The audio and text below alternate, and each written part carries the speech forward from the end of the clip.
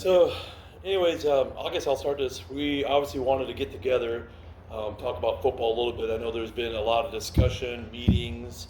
I've got some emails, and so I was like, I want to get, the board, athletic director, coach, and just kind of talk through this a little bit so we can get on the same page, going into this next season, and make sure that from an organization standpoint that we're all at least headed in the right direction. And based on everything I know from you and from the email that I got originally from Khalid that I was tagged in, some parents, and then updates on meetings. From my standpoint, there's probably not going to be a scenario that everybody's 100% happy. And a lot of times when we were coming up with solutions, that's normally the case. I think from Khalid's perspective, I don't think there's a scenario that that he's going to be 100% happy. You're probably not going to be 100%, satisfied. The parents, certain parents or the parent pride group. But at the same time, what can we do to get a win-win here for, first of all, for the team, for the players, for our organization, and also have a leadership structure in place that we want to have across the board in all of our sports, that has people come and go, yourself or a Klee or myself or anybody for that matter, that we're setting up our organization sport by sport to succeed, and I'm well aware that there's a lot of emotion in some of this stuff and because people are invested, you put your heart and time, and trust me, I've been there as an athletic director, a sports director. I'm also a coach too, and the time and energy that everyone's putting in causes that. The parents, the parent pride group, they're invested too, and you got kids involved, and so I think circling back around and looking at everything and hearing things from different angles and hearing your email. The decision that was made, and I know that we're supporting, is the decision that's in place right now of 2 sports directors that are going to be not necessarily micromanaged from Luke, but definitely watched from the overall athletic director. Much more involved as far as communication-wise with coach than what we see probably in other sports, i.e. being CC'd on all the email, all the situation. And then one of the things, that I don't quite have a grasp on, I don't think yet, and would like to get a grasp on, is the role of this parent pride group, which has handled a lot, and what they can do to help support the overall moving forward in this season, what that looked like. And it might be more than what I don't know. I don't know what their role is. I know that they were heavily involved last year in making sure things are happening. There's a person from that group that's, my understanding, is the co-director now, Mrs. Lee, and I think from that part, there are changes. So it's not like we're just doing the exact same thing. It might feel that to a degree, and I can understand that and appreciate that. But we are adding a sports director from the parent pride group. We're having a lot more oversight of that sports director, and we want to tie in you as a coach.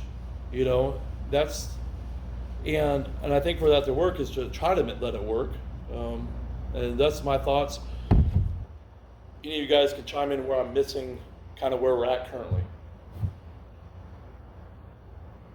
What's missing? I guess your feedback on that right now. Yeah. Well, what does my feedback have to matter if that's the direction that you guys are already deciding that that's where it's going? What does my feedback matter on that at all? Well, if you're good with this, if you could be supportive of this, I think is a big thing. I don't think it's my support that you're looking for. What is it that you're looking for from me in how the direction of what you guys have already implemented on what you want for the football program? I think it's really important for the coach to be supportive of at least trying to let that work. Okay. Do you feel like we have changed anything from last year? Yeah, I think you've changed a lot, because here's the thing. original starting of trying to make sure that, one, having a functional AD that's in place, I think that was the original get-go from this, was we need to have a functional AD that's there, okay? Having the person who was not the functional person that's still there, that doesn't jive with what the original intent of this was. And so saying to me that keeping Clee there when he wasn't even doing his job to begin with, that still doesn't solve the problem. The problem is that we have given him, since he and I have started this, which is what, 7, 8 years now, for him to do his job, and because of him not doing his tasks of what he was supposed to do, in order for things not to fall, I've picked him up and done them.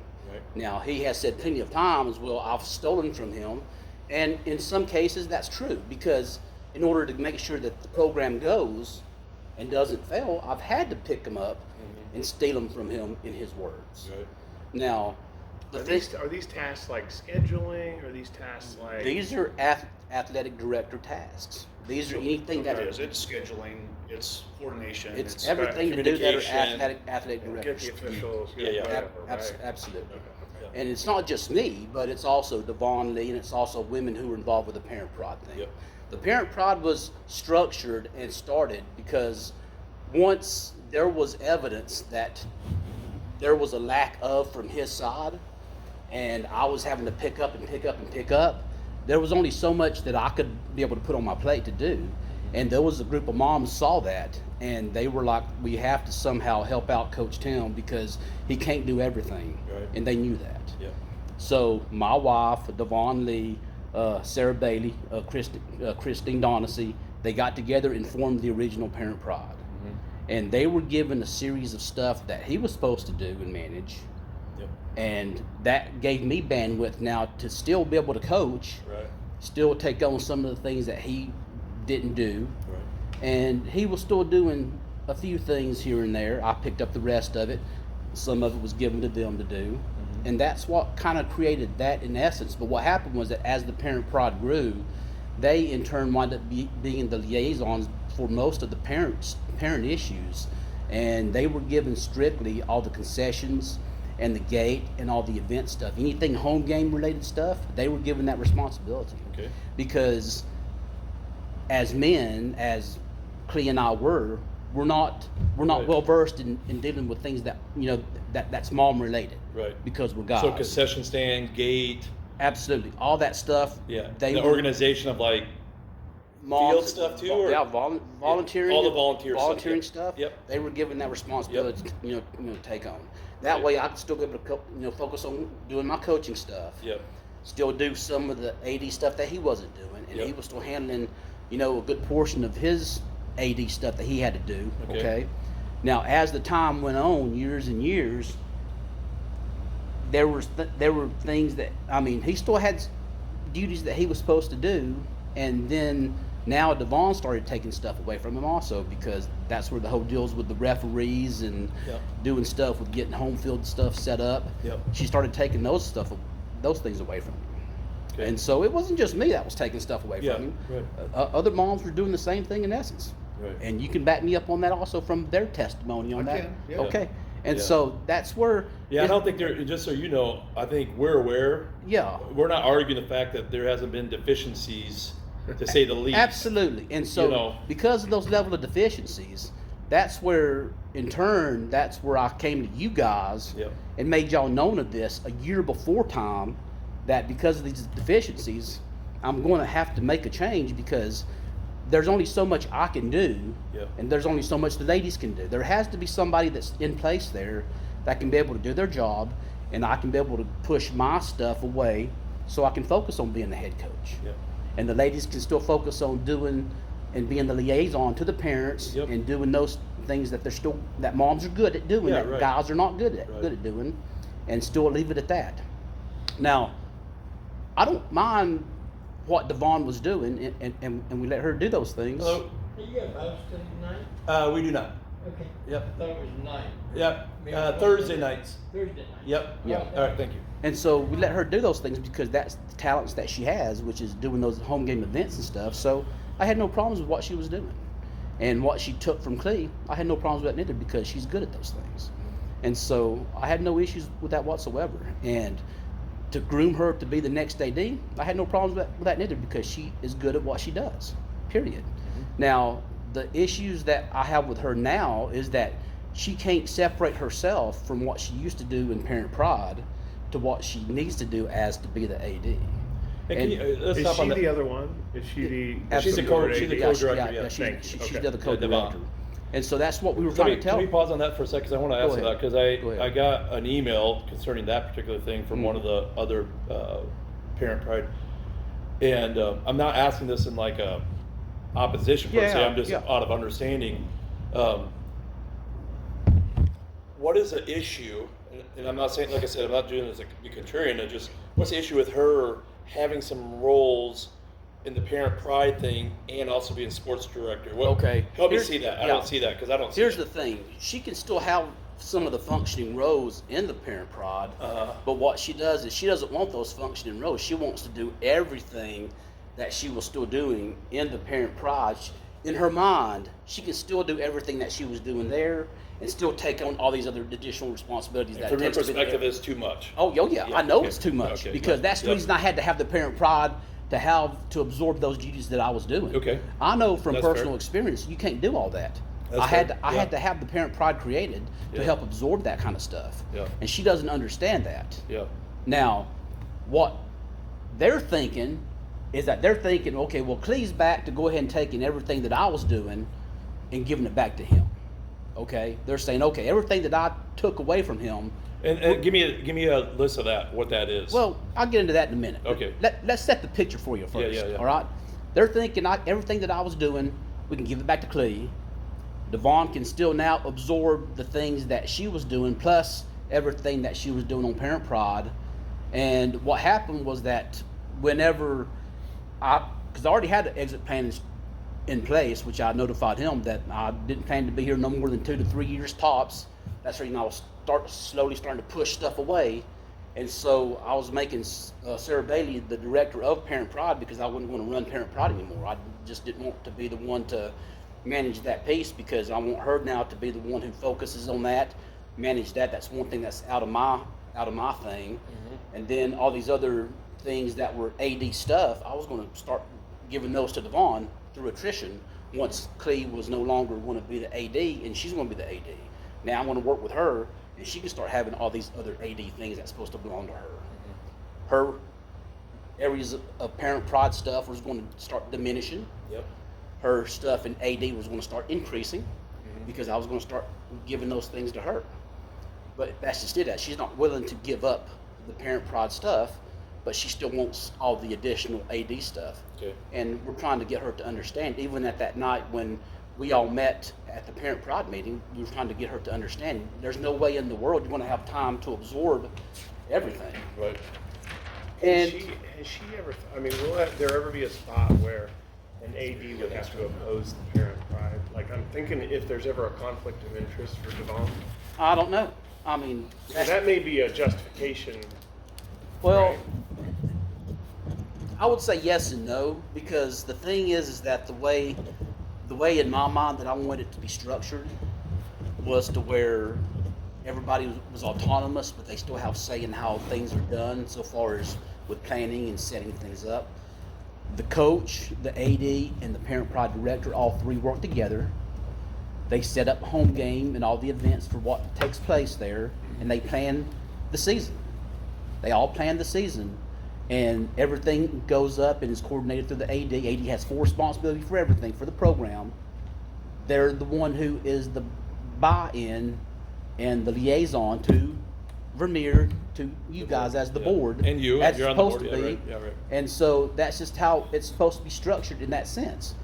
But with the level of interaction that Devon wants in the Parent Pride, it's where basically she wants to run everything.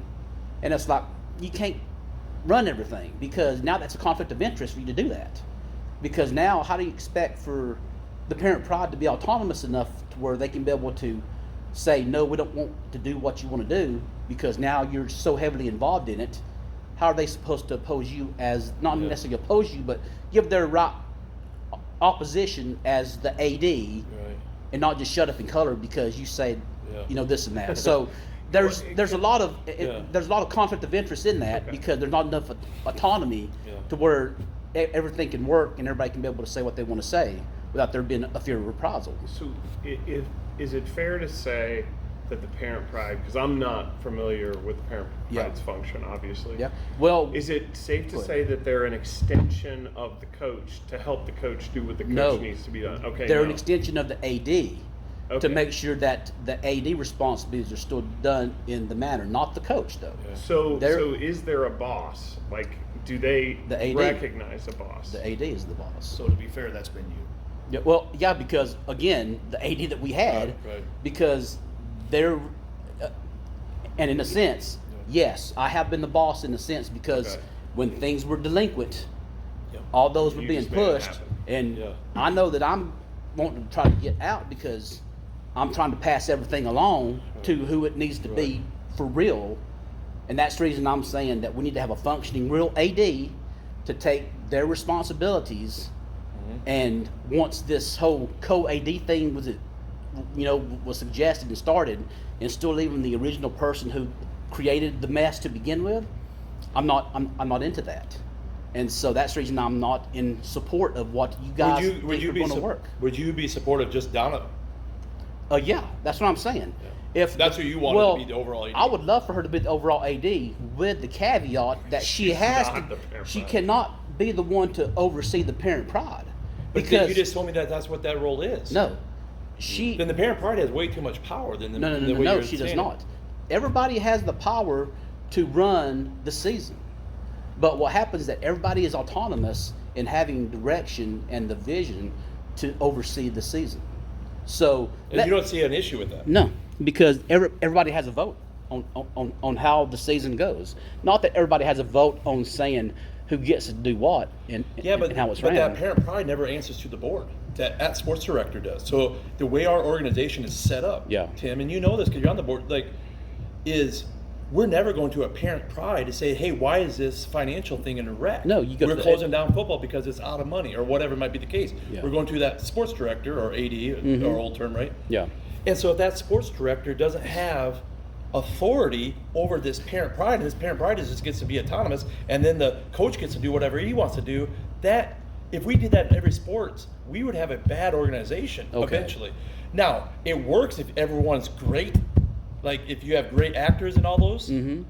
Yeah, in a great perfect world, that would work. But we are setting up a situation where we have a parents group or a booster, like we have similar type of things, our volunteer groups, whatever you want to call them. Yeah. You know, Brandon Good in there. But they have to answer to the person who has to answer to the board or that overall athletic director as far as their financial budgeting, how the overall season went, and if they get to just run however they want, and the coach is running however he wants, and you got your sports directors like, I don't have any say in this. Now I get I'll put it passion. I don't even call it anger. It's just passion. I can truly, Tim, you got to believe me. I can truly appreciate. Okay, I really can, because you're from what you feel like is coming from us. Yeah. Is I had to step in and muscle the deficiencies, and from my angle, you're not doing anything about that deficiency, i.e., the emotion with that. I can appreciate that. At the same time, us bringing on like, hey, who also, it's not like he's done zero work for the organization and for football. I mean, you might feel that way from your perspective a little bit, but hey, let's give this a shot. We're going to bring in someone that I think from your perspective was potentially could be the sports director long term, possibly, right? And I always get Donovan. Is Donovan? Devon. Devon. I don't know why I'm Devon. Devon. And who knows what that leads to down the road? I don't know. But for having a structure, I guess I'm in a little bit of disagreement, not necessarily in principle with you on this, but or maybe in principle, maybe not on how it actually works in football, but like having a parent group, let's just put it like that, in any sport that is autonomous from the sports director that has to that is ultimately responsible to the board, and the coach ultimately. Now, granted, we have other coaches in other sports too that because of their investment, they rise to about the level of very mutual workings within the sports director. I see that in different sports, so it's not like, hey, you're coaching how you coach. I was a sports director or an AD. I didn't tell our head basketball coach how to coach. Like, here's how to do it. I might say, hey, no, we can't do that tournament because we ain't got the money or whatever. And then I ultimately was in charge of make sure that the doors are open, the refs are paid, the schedule is scheduled. Things that have been, I think everyone can agree on, has slipped through the cracks over the last few years. And we're not faulting you for you having to step in there and do what you had to do, right? I guess I'm kind of stuck a little bit on, let's just say she is separated in a sense that she's not doing the actual task of the parent pride. But let's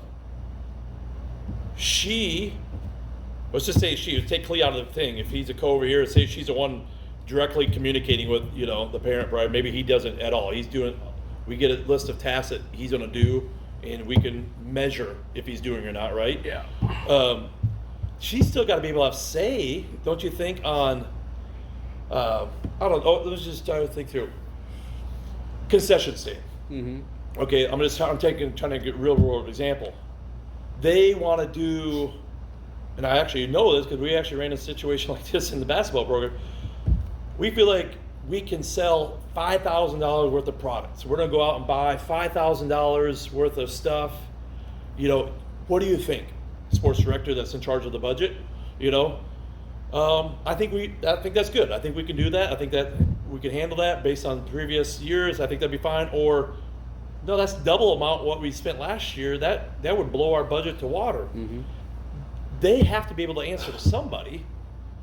And do your own thing as you're trying to work your way out. It probably shouldn't be just you anymore, which I think it has been. You've done a good job. You obviously have managed that well. I don't think anyone is in disagreement of that.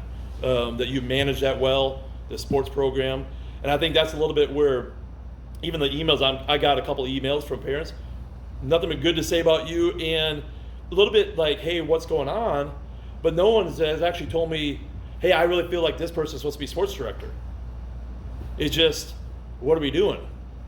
I'm like, well, we have to have a structure in place.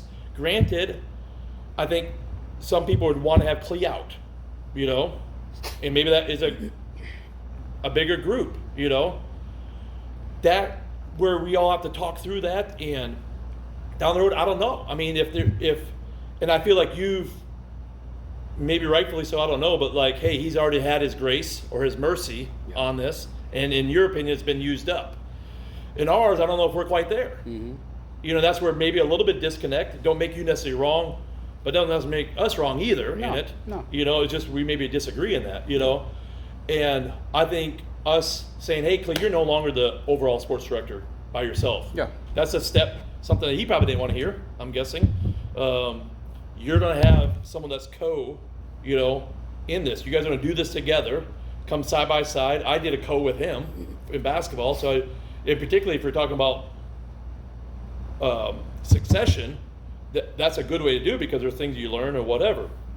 Granted, I feel like you might have said, well, I could have with her I get that, and I do think there needs to be a separation of coach because of the same thing you're saying. If there's an issue here, you can go here. If you don't, you go to Luke. If Luke, you come to the board, right? If there's an issue, which is what you have done. But that don't always mean that everything's going to just be exactly how we all want it, right?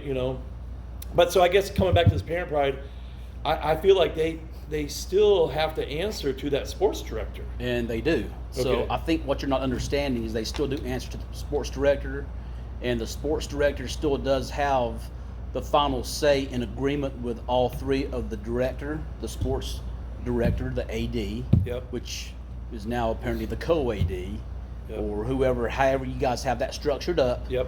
the parent pride director and the coach. So Okay. all three there will have final say in whatever they want. And before, the final say in however things were structured in the meetings was myself and all the ladies that were in that parent pride meeting.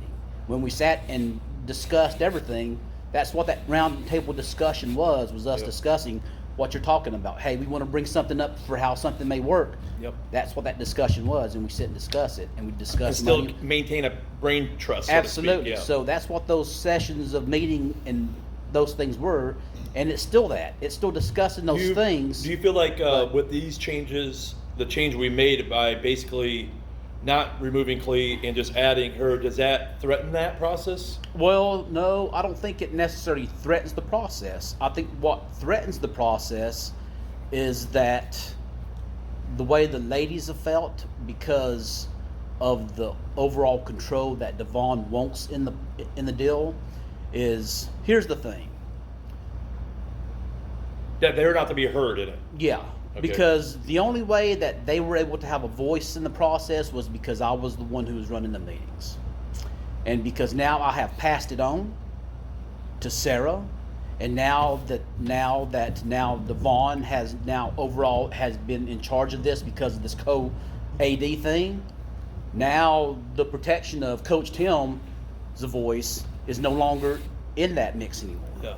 And now they know that because I'm not going to be there to voice or have any backing because of it, because Yeah. the backing of me is totally out of the picture now. Right.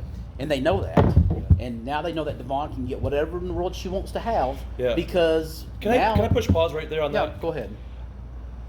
Listening to some, and even hearing some of the stuff, particularly on some of the language used in some of the emails I got, there is something from an outside perspective, and it's not like a negative. I think overall the football program is a great program, been successful. Mm-hmm. I mean, there's a lot of positives. I don't not know by no means try to demean Yeah. the program, but the power struggles of like, you know, they won't have a voice because of this person. The personalities, I think, from an outside perspective, and I'm not pinpointing one particular. I think there's a mixture of the ladies, maybe even you and the Clee. They're a little bit oil and water. Let's just call a spade a spade. I mean, there is a little bit of that. Yeah. That there's an underlying thing there that I think needs to be solved. That I don't feel that in a lot of other programs where like there's this thing, where Okay. Well, I don't know what emails you've seen or what's being ones said. directly that's been sent to me. Okay. Yeah. Again, I don't know what's been sent Yeah. to you or what's been said. Yeah. Here's the power struggle that I've seen. Okay. Okay. And I'm not into power struggle. Right. And I've told this to him many a times. I'm But not. no, but what you just said. Hold on. Yeah. Let me get this Yeah. finished. I'm not into these stupid games, this Yeah. political games. I'm not into this. Neither at all, are we. Okay. Right. I'm not into this power struggle or whatever is going on. But here's the power struggle that I see. All right. The power struggle that I see is that one, and this has been addressed many a times. I am an alpha male because Yeah. I'm retired military and I get Okay. stuff done. Yep. All right. I'm an alpha male. Period. And Yeah. when things are not being done, I'll get it done. Yeah, amen. And the thing is that Clee has told us plenty of times he's not an alpha male, and I get that. And if I come on way too strong, it's because I do. Because when I see things that are not being done, I get it done. Right. And to him, that is the big thing that chaps his hide. And he said that I don't. The things that you've taken away from me, I don't raise a fuss because I know that it's getting done. Right. I don't say nothing because I know that you guys are getting it done, and I don't raise a fuss. And I'm not. Well, that's wrong. You should raise a fuss because you shouldn't have me to do your job. Period. You should see that I took it from you, and you should fight back and say, "Listen, I know I was wrong, but give it back to me, and I'll do it." That's what I should hear back from you. You shouldn't cower down and give whatever that I took from you. You shouldn't do that. Yeah. Because one, just do your job. Period. That's what I expect. All right. The power struggle between him and I is that if you don't do your stuff, I'm going to do it. Why? Because I'm not here to make what the program that we built together to suffer.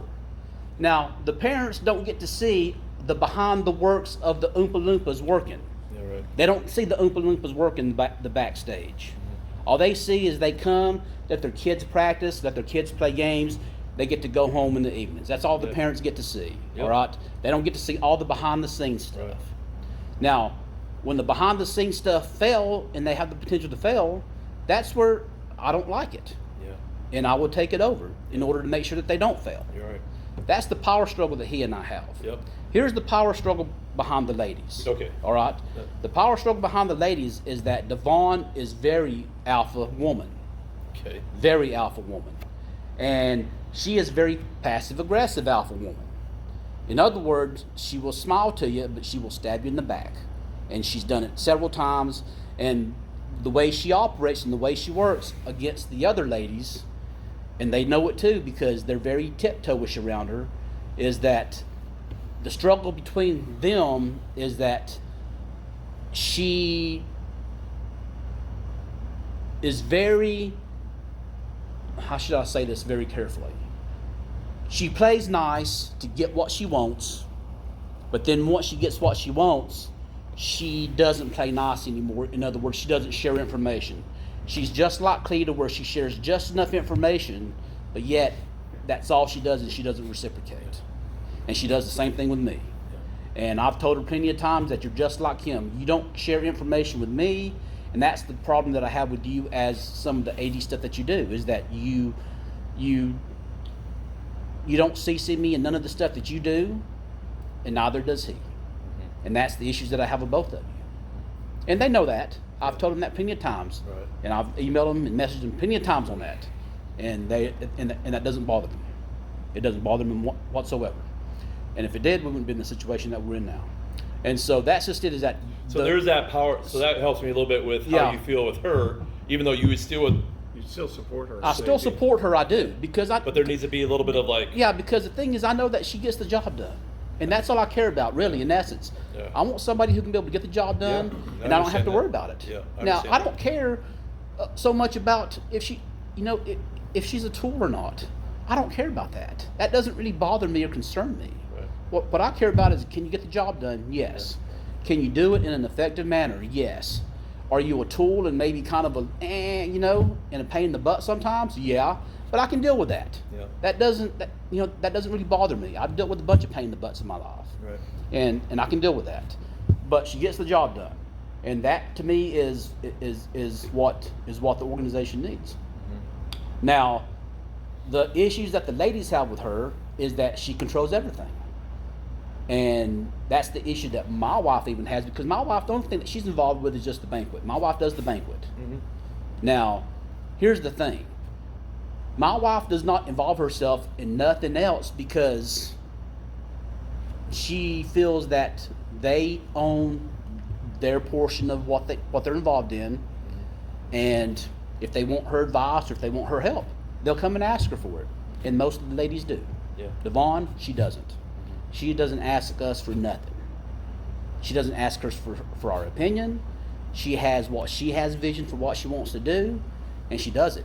I don't even know what she does until the day of the game. That's things that I've told you about, to where it's like we don't know what to do, because it's like she wants us to do stuff, and it's like it's TikTok game time. I don't know, because she doesn't even tell me what some of the stuff that Right. she just does it. And like I said again, that doesn't bother me. Things are getting done.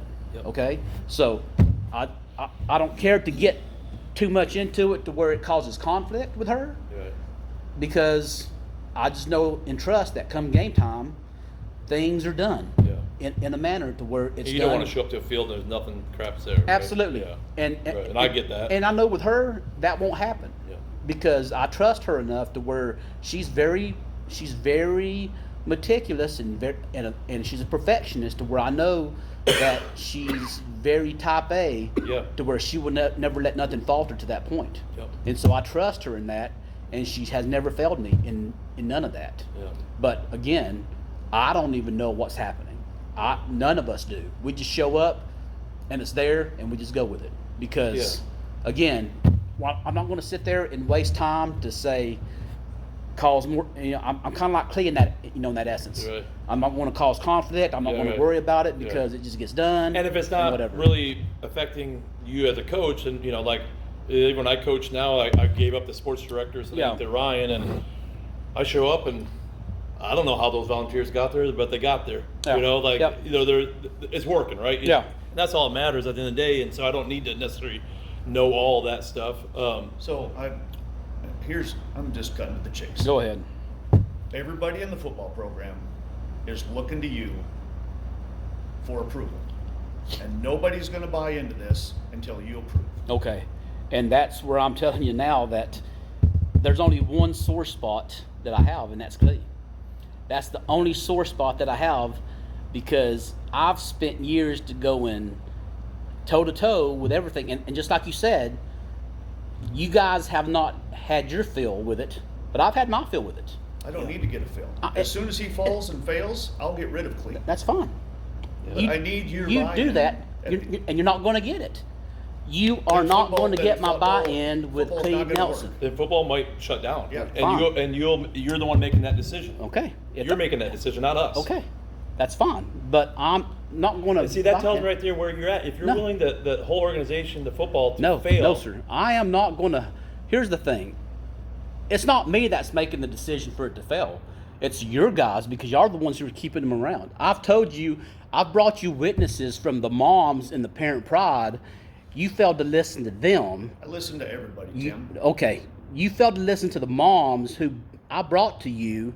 And if you're getting emails from other moms, You're probably the same ones. I don't know. I don't know. Again, I don't know, because I have not talked to a single parent besides David Beauchamp, who said who messaged me out of the blue and said he wanted to help with AD stuff or something. So that's the only person I've talked to is David Beauchamp. I have not talked to a single Well, there's parent. obviously talking because there's people that shouldn't even know what's happening and know. Absolutely. So But it didn't come from this mouth. yeah. Okay. Yeah, I don't. So But you're still yes. the guy that everybody looks to. Tim. absolutely. You're at the middle. You're the centerpiece I of am. football. I am. And apparently everybody wants my buy-in, and you're saying you want my buy-in, and you're telling me that if you don't get it, then it's my fault for it to fail. And that is wrong, and that But- is not what's going to happen here. Tim, if there was a step Mm-hmm. that was to put someone that was acceptable to you alongside of Clee, and we haven't even given that a chance, you're basically saying that that's not going to work no matter what. Listen, I don't know what you guys have put in place here besides this co-AD thing. And that's y'all's decision to do what you want to do. I'm just here because here's the thing. I don't have any skin in this game anymore. I don't have a kid that plays football. We understand that. Okay? You're the best coach that we've had in football ever, probably. Well, Tim. and So I you would, have skin in the game because everybody loves you as a coach. and we love you. We love you You're as a a fellow coach. board member. I mean, like, and I would have thought that you would have listened to me and listened to my advice when I told you that the guy that's there doesn't need to be there. But you guys have failed to listen to my advice on that.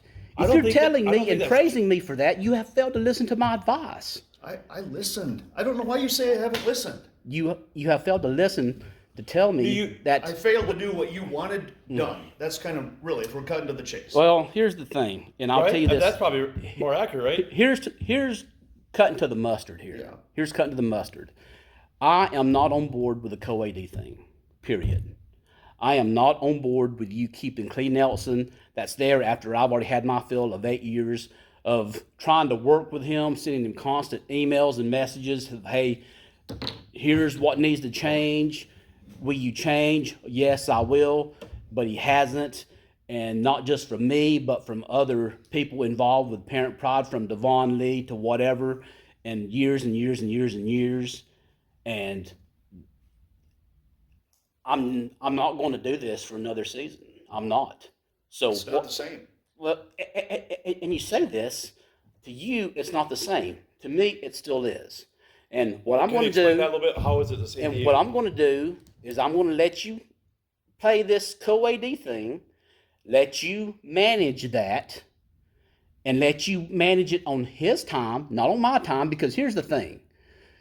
If you want to see Clee Nelson at Clee Nelson's time, you let him do it on his time, not on my time. I'm not going to do that. I'm gonna Okay, be on no, Clee. no, you're not going to let me do it on my time, which means on my schedule, on what I'm doing.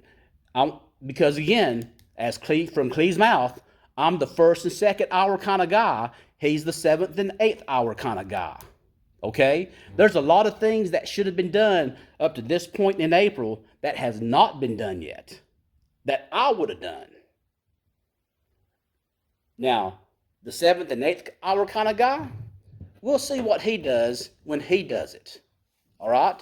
And then you will understand the differences between when Coach Tim does things, AD stuff, and when Coach Klee does things, AD stuff. And you'll see the differences of that. And maybe throughout the 7 or 8 years of him watching me do things, maybe he'll pick up on stuff when things are supposed to be done. I hope to the dear Lord he does, and we have a great season. But if he doesn't, we'll see on what this season looks like. And you will understand the differences, okay?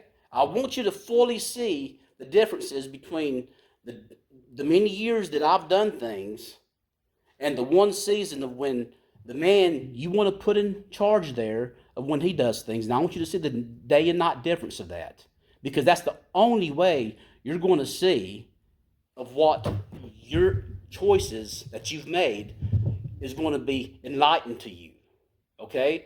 Because I'm not going to involve myself in your decisions of this, because like I've said, I am not in favor of your decisions of this co-AD thing, period.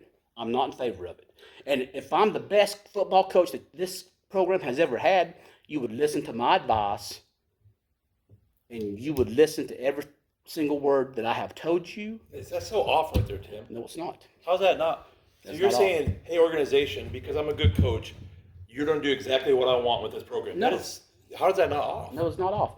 What's off is that I'm I don't suggesting. want to accuse you or anything, but like, Sir, I'm suggesting to you out of the 8 or 9 years that I've done this, I think I've done this for a while now, James. yes, absolutely. Would you say I have? Yes. Okay. And would you say out of the number of years that I've done this, I kind of know a little bit of what I'm talking about, correct? No, there's no argument there. Okay. So as I suggest this to you, I would humbly ask you, and this is for you guys to listen or not to listen. And that's just what I'm asking for you guys to do. Okay? I'm asking you and begging and pleading with you guys to listen to what I have to say about the situation that I presented to all 3 of you in the email. That's all I asked, was for you guys to humbly listen and to read that email. Which we did. And you did. And the action you took, which I applaud both of you guys, was to let this man handle it. I applaud you guys to handle it because I'm all about letting things to be handled at the lowest level. That's the military mindset. And I applaud that. But the way that it was handled from there, I'm not in agreement with. So you don't think, so how long has the co-AD thing been? It hasn't. Right, so it hasn't operated. You believe it'll fail. Is there a way that it would not fail? Like if certain tasking was to Devon, who you support, like if she had the critical tasks identified and responsible for, and Klee had the non-essentials. I'm just trying to think of a scenario where it might work. Let me tell you how this has already failed, Joe. When after the last meeting that we had, 3 members of the Parent Pride Committee have already quit because of it. The main player, Sarah Bailey, quit automatically. Sarai Fuladi, who was going to be one of the replacements to help with the volunteer, quit automatically. Okay? Because Devon was going to be Absolutely. their boss. And then Christine so that's a Donacy, different issue. and then Christine Donacy, who was going to help with the transition with Suzanne Frex with the concessions, she quit also. So that last person I didn't catch. Christine Donacy. So 3 people automatically from the last meeting went ahead and quit because of how they didn't agree with how the structuring of that was going to go, knowing how Devon was when it came to how that was going to So be that was not controlled. Devon, that wasn't Klee. Yeah, It was, okay. but that's what I'm trying to tell you is that all The of that situation doesn't disintegrated, and so whatever team that So Devon's that's not going a to Klee have, issue. That's a Devon issue. but it stems from all this co-AD thing. That's their issues with that. My issues is with Klee. Their issue is with Devon. So there's not a win-win situation for us. No. But the only way, I mean, really, right? There's the only way, the way you just stated that. the only way it's I going don't to see work. a win-win. Here's the win-win. The win-win is that there is no co-AD. Devon is the AD, and Devon. Parent Pride then. No. And Devon gets to take 4 fingers out of the Parent Pride and get to leave her 1 finger that she has in it to still do her event thing, and that brings back the people who quit the Parent Pride and have them to still be the team that they need to get. But they would to still keep the Parent- report to her, right? and they still report to her. So she would still be Absolutely, in charge. because if not, there is no Parent Pride to run that. They'll only be the people that Devon can be able to rally up to help her to run that. There's nothing more that I can do to help to get that to be done, because I don't know what other parents that there's going to be left to even help support Devon. Let me tell you what's happened. Because Devon's in the AD role. No. Because of okay. Here's Let me think. Go ahead. Give me 1 second here. Let me go give me ahead. 1 second here. Okay. Here's my gut feeling. I could be 100% wrong. I think you have the ability, if you want Yeah. to rally the troops and say, hey, this is what we're going to do. Here's what's in Devon. Clee's going to do XYZ tasks. Yeah. It could be limited as you tell it is. It's already limited. As limited as possible. Yeah. Okay? You got the lady who you have said is this. Yeah. You say this is going to work. Okay? You call it co or a third and 2/3, whatever. I mean, whatever. I mean, in your brain. Yeah. You're the coach. You still have influence on these people. You can still speak to these people. We could address the fact that, hey, let these people kind of do the volunteer thing. You don't think that's going to work to her? James, listen. You don't think that's going to work for her? Or? James. Yeah. You're absolutely right. I have influence over a lot of people. Yeah. Because you know why? Why Clee was doing nothing and why Devon was all about the events, I took the time to make relationships with the parents. Yeah. And I took time to make relationships with as many homeschool organizations that I could find out there to drum up as many players as I could for this organization. Yeah. I built so many relationships with people. That's what my focus and attention was for. Yeah. And I didn't sell the KC Lions. I sold me as the coach. Yeah.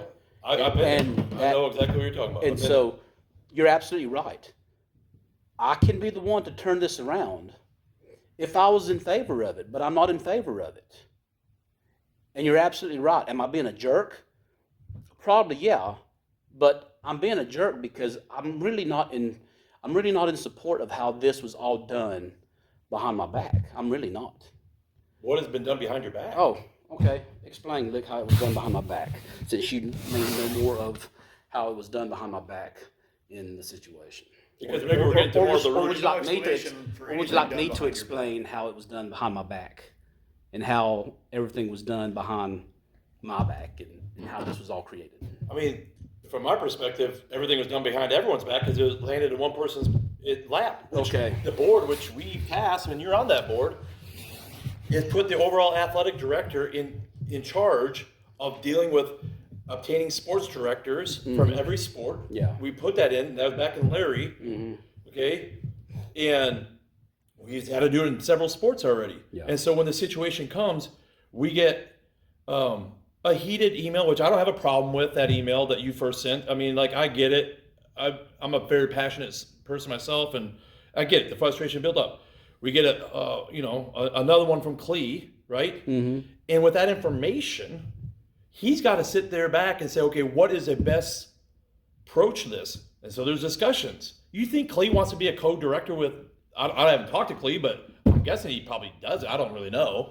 But so there wasn't like all this behind the scenes thing with Clee or whoever. I mean, There's nothing behind your back, Tim. Okay. You keep saying that over and over and over again, and people believe that when you say that. Well, And that's maybe your perspective, but that's simply not true. then what do you two know about how the co-AD thing was set up?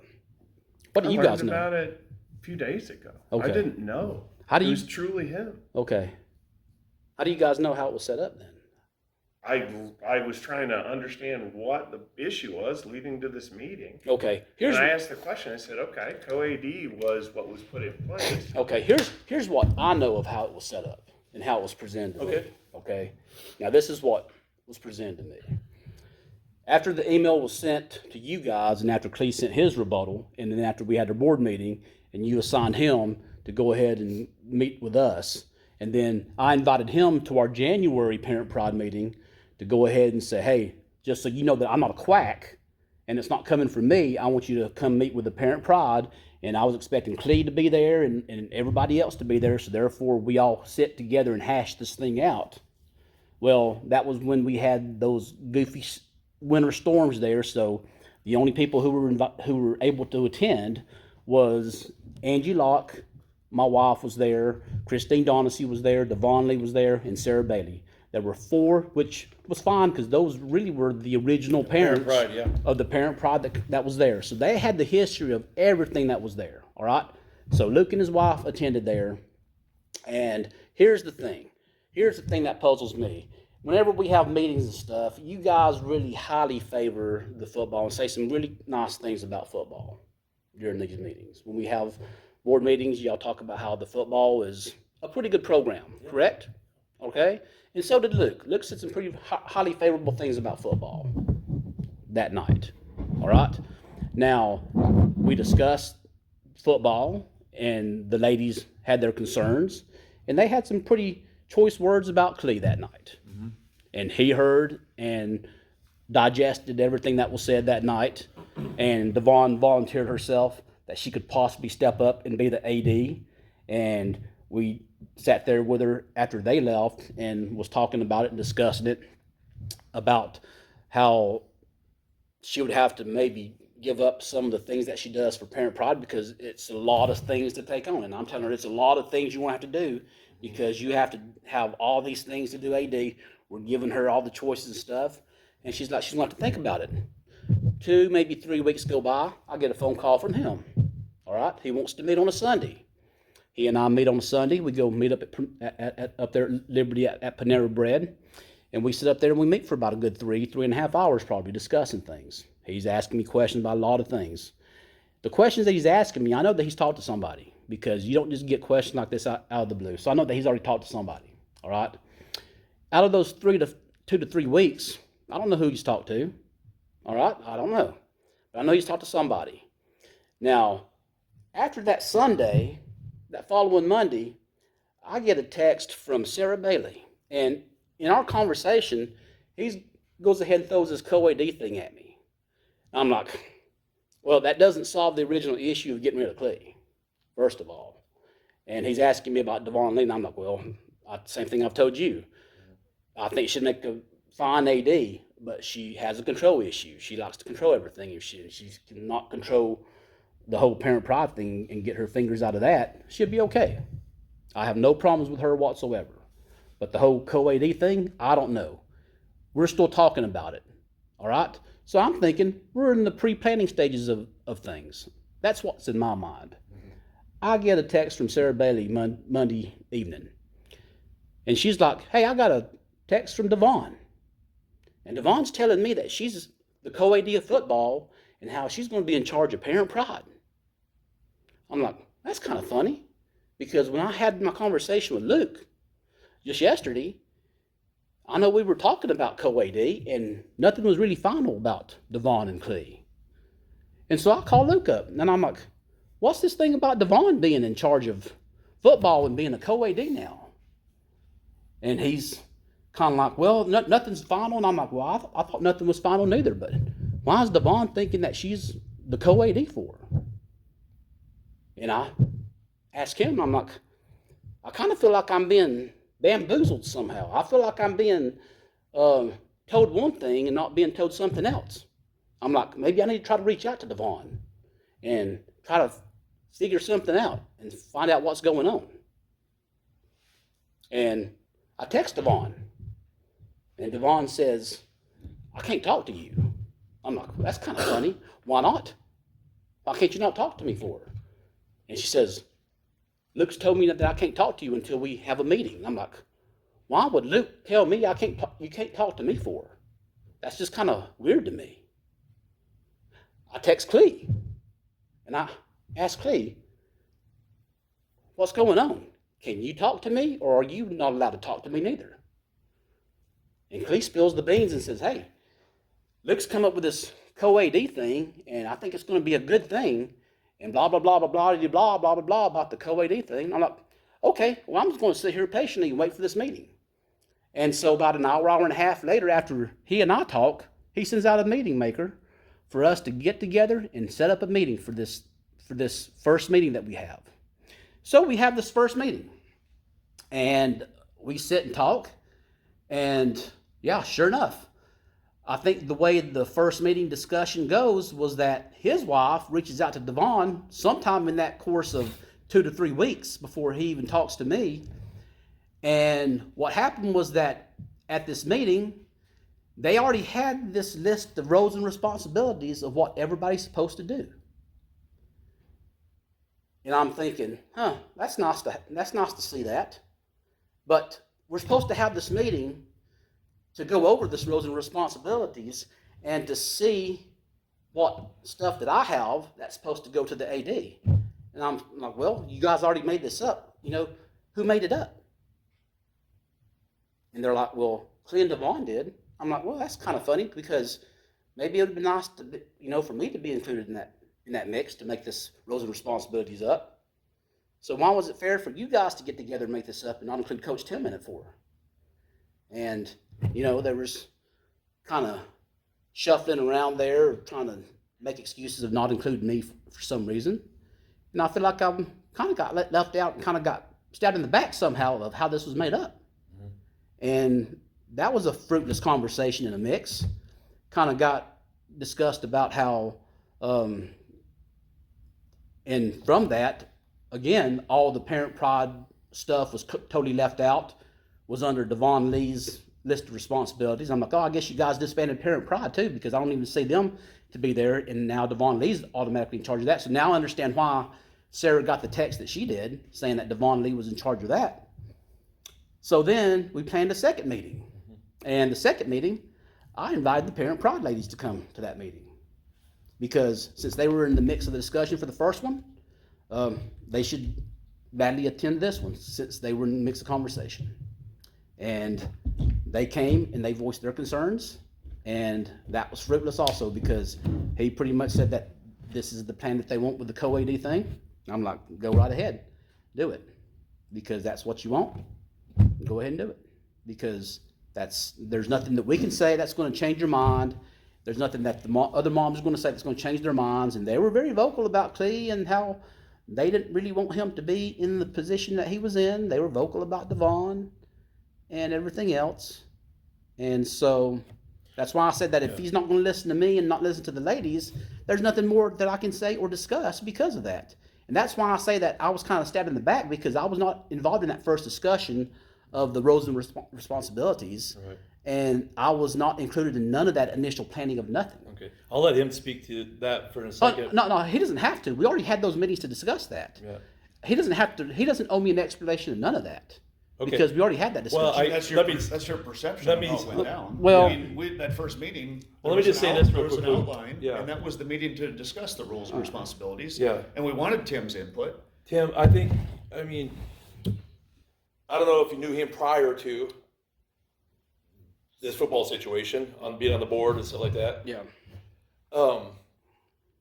Whatever the perspective, I just know the character of Luke for now close to 8 years as well, that he's not purposely, yeah, and stab you in the back. I just do not believe that. Now it might have felt that way. It might have been in how it got pushed out, that in essence that's what it maybe was happening. Mm-hmm. But he's not sitting over here, one, as a non-paid person spending hours saying, how can I get after Tim? That is not his character. That's not even how he feels about you. I know this. I'm sure it's not, but I'm just telling you the course of action of how everything went down. Yeah, no, and I got that. Listen, feelings and intent of how it all went down, I don't know. Yeah. I wasn't involved in the process. Well, I'm just telling you how it all went down. Yeah, I got that. I'm telling you how, and listen, my feelings are still valid because they're my feelings. Absolutely. And it's not for you to invalidate my feelings. I'm not doing that. But here's the thing. I'm not doing that. Here's the thing. That's how it went down. I'm not jiving with the co-AD thing. I'm not jiving with Clay. Right. And that's where I'm at. Yeah. Period. Yeah.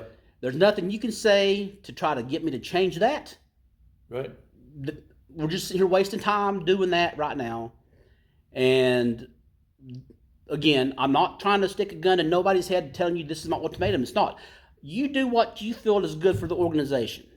I'm doing what I feel is good for me and for what I think. Because listen, I've invested a lot of time and money into this program, just like everybody else has. Yep. And I've got more to lose than what you think I have. I've got a lot more to lose in this. But if you think this is the right direction you want, go with it. But I'm not going to sit here and waste any more time in something that I don't believe in. And that I don't believe in this, Luke. You may believe in this, but listen, I don't believe in it. And I'm not going to support it. And you're absolutely right. I can be the one to influence a lot of parents in this, but if I don't believe in it, I'm not going to brainwash a lot of parents into thinking that this is the right direction and this is the way we need to go. I'm not saying you should do that. I'm not going to do it. Yeah, I'm not saying you should do that at all. Because of all the 4 pillars of my success that I have for this program, integrity is number 1 for a reason. Integrity, honor, courage, and commitment is what I teach these boys, and integrity is number 1 for a reason. Integrity first. Air Force core values, number 1. And because of my integrity, I'm not going to do that. Period. If I don't believe in it, I'm not going to tell a bunch of other parents to believe in it neither. Yeah. And I'm not going to do it for the sake. I'm not trying to tell you to do that. I'm not going to do it for the sake of. If the program blows up for whatever, then it needs to blow up to make people to wake up. And I'm not the one that's causing that. I came to you guys for a purpose and an intent. And it was for you guys to come up with a solution. And if you didn't get your way, you're going to cause it to be a hard thing. No, it's not my way. It was for you guys to come up with a solution, and you did. And you didn't like it, and so... No. You could be a key person to prevent a blow up, though. I can be the key person for a lot of things, but just because I don't agree with your solution doesn't mean that I have to sit here and be a part of it. And No, I'm not. it's an entire volunteer thing. Yeah, no one has to be a part of anything. It is. Right. You're absolutely right. Right. So just like you're paid nothing to do this, so am I. Yeah, so all of us. But I don't. But here's the thing. But I'm not going to let this fail. I'm not going. Dude, you're not the one who is the savior of everything. You can't tell me and say you're not going to let this fail because you're not Jesus Christ, man. You can't let nothing fail, dude. You can't make promises to me. That's such a leap right there. You can't make promises to me saying you can't let something fail because you don't have that kind of power. You don't have that kind of power to tell me that something cannot fail. Everything has. What power are we talking about? Whatever power you think that tells me that you can't make it fail. Everything has failure in something. If I need to step in and cover for something, I don't know what you're talking about when you're saying that you can't make that you're not going to let this fail. I'm just trying to tell you that I presented to you guys a problem. You came up with a solution, and it's a solution that I don't agree with. Therefore, you go with your solution, and I'll go with what I'm going to go with. Now, you're operating under the umbrella of the organization. No, I'm not. I don't have to operate out of nothing. Listen, if it's going to take me to step back and let you guys do what you want to do, I'll step back and do what you guys want to do. If you're telling me that I'm being a problem here, I don't have to be here. I don't want you to be a problem. I want you to be a help with a solution because But- you can be the but guy I that don't can agree with prevent any more problems. But I don't agree with your solution, is what I'm trying to tell you. But you're not even willing to try it. No, I'm not. Because I've tried the solution for 8 years, 9 years, and I know it hasn't worked. But not with me. Not hand in hand with me. You- We can do this together. No, you into the mix doesn't make anything different with Clay Nelson. You don't What know ma- that though. What, dude? Again, That's truth though. You don't know that. again, you are not the one who's going to save Clay Nelson. Clay Nelson is going to be the one that saves Clay I'm Nelson. not worried about Clee Nelson. Well- I'm an organizational guy. Dude, I'm just a football coach who's trying to coach football and pass up. But like I said, Clay Nelson has a kid playing football. I don't. Right. Therefore, that's the reason I'm not. That's the reason I'm not in an uproar about this. Clay Nelson needs to be in it for the sake of his kid. I don't. Right. I don't have a kid playing football. Right. That's what I want you guys to understand. Well, we understand that. So, Clay Nelson, if it's for the sake of his kid to play football, keep him there. And I'm okay with that. I really am, Luke. I'm okay with that. His kid would benefit from you being the coach. Absolutely. But I am fully supporting I'm that. not going to be there with him in the position that he's in. Joe, do you have anything? Period. Have you ever kind of sat back and, What's that? do you have anything, just as you're sitting back, just your perspective on things? Honestly, the struggle I have is, again, I know Luke, our first interaction with this organization was one where Luke was very key to taking what should have been Spencer's hitting the road into another organization and made it a very good situation. Yeah. Suffice to say, we don't need to get into the details, but I do know his character. Yeah. I know your character, been a parent of a kid in your program, 2 of them, right? Totally agree with that. I see also that any organizational decision that is made is often vetted, and that's talking to a bunch of different people at a bunch of different times and getting opinions and saying, this is what I kind of like to do now. I'm kind of testing the waters, right? And now I see this as it's a compromise, that this solution of a co-AD is a compromise. And the compromise is one that if Clee is anywhere involved in it, the surprise I've got is that if Clee is anywhere involved, then you're not involved. Absolutely. Fair enough. Yeah. Fair enough. I didn't know that necessarily coming in. Yeah. But I see the solution. I don't think I knew that as a either. Possible compromise, right? Can you see where that might be the direction? Maybe, maybe not. Okay. So where do we go from here? Yeah. There's where I'm like, there's gotta be a solution, right? Tim, you've been so dedicated to the kids, so dedicated to the program. Fantastic. Luke's been the same dedication for years and years on the girls basketball side, way before my involvement, right? You guys are cut from the same damn cloth, pardon my language, right? Big hearts, serving our Lord, and trying to help these kids in the organization. No skin in the game. No, right? Nope. And I'm struggling with how we can't bridge this. And it's the only way to bridge this for Clee to be shown the door. Well, it kind of sounds like that is, right? And that's a decision we've got to make. Well, here's my intent with this. It was never to have Clee be shown the door because, like I said, he still has a kid who needs to play. It was to still have him to have his pomps and circumstances for him to exit out like he's supposed to. And like I've told you thousands and thousands of times, I like the guy personally. Business-wise, he sucks. And that's just it, is that I don't want him to be the AD anymore. If he needs to be a sideline parent, he can be a sideline parent. But as an AD, no. Is he coaching at all? No. Okay. He even gave that up. Junior or middle school or whatever. And that's just it, is that. Because his son's up. And he asked me and I told him no. Yeah.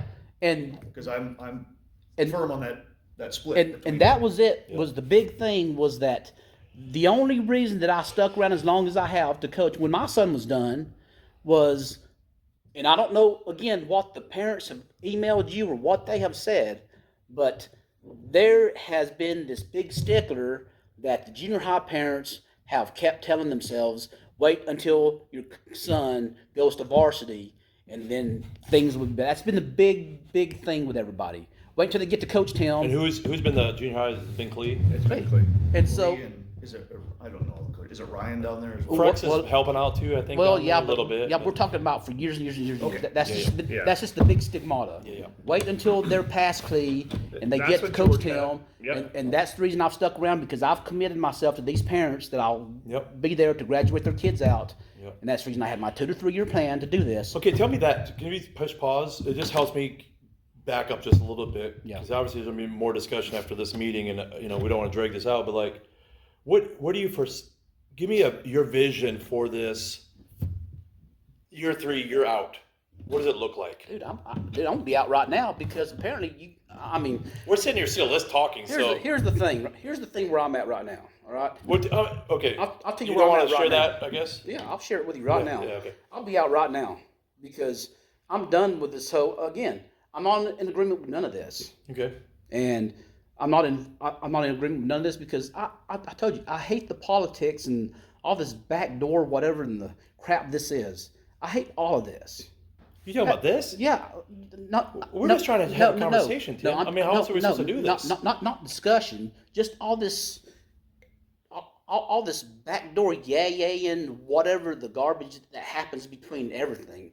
I'm not big into all, with all Neither the- are we. Yeah, and I get that, and I've been We're trying just trying to have a good football Yeah. season. Yeah, We're so all am I. involved here. I'm trying to just coach the darn thing. I mean, he's just coming in to help us with an organization. I'm I mean, still he's trying to not trying to backdoor anybody or No, politicking or. but I'm not expecting him to come in and change how everything is, how all the dynamic was neither. I Right. wasn't expecting him. I wasn't expecting him to come in here and change the whole leadership dynamic like he did, but it happened. That's what you wanted. That was your email. No, I mean, we would have done nothing if we wouldn't have got an email. no, dude, Right? I mean, it would have gone on if we would have got no email from Tim. Tim has been a board member. Yeah. We respect him. There's not a person on this table that don't respect okay. him. In your opinion, Yeah. what did I ask you for in the email?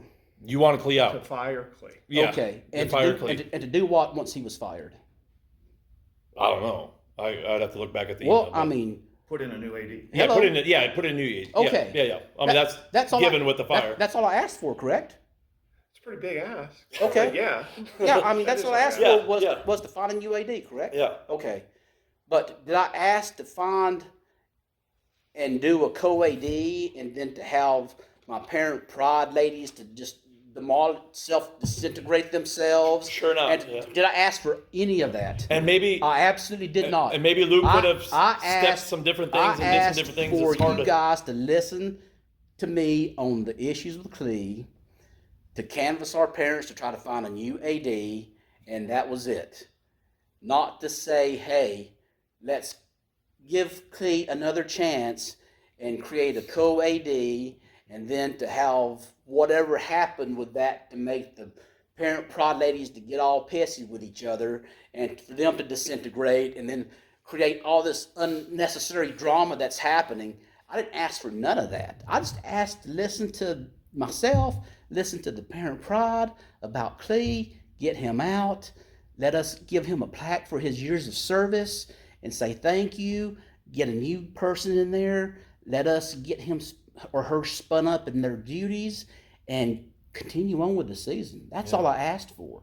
and but we're now- not supposed to listen to Clee at all in this situation. Well, no, you can listen to Clee all you want to. I mean, he shot back. It was the same email you got. I mean, Yeah, you you're can all listen. on it, No, that's what you're supposed to do. You're supposed to listen to both sides, both sides and try to come up with and then a solution. and then listen. Yeah, That's all we've done. Yeah. That's all we've done. no, I mean, with him. Well- that's now it might have had the ramifications. well, you and I don't know if you've what he has done has restructured the complete leadership dynamic of the football program to where we are now sitting here discussing all of this to where I don't agree with what has been restructured. Period. yeah. What has been restructured, I don't agree with because that's not what I asked for. I asked specifically for Clee to be done, find a new AD. That's all Coach Tim has asked for. I didn't ask for this co-AD thing. That's a big ass. Like No. There was more when we talked. Yeah, You told me flat out. You looked me straight in the eye, Yeah. man to man. You said, "I just want to coach." absolutely. Because here's That's a the thing. restructure of because you were the head of everything. Uh-huh. Everything run through Tim, and you wanted to restructure. everything. Absolutely. Why? Why did I just want to coach for? Because what was Coach Tim doing still? That Clee was not doing. AD. Hello. And yeah, that's what I told you. Because Coach Tim just would once in his lifetime just coach. But Coach Tim hasn't ever done that yet. Why? Because the AD there has not been doing his AD stuff.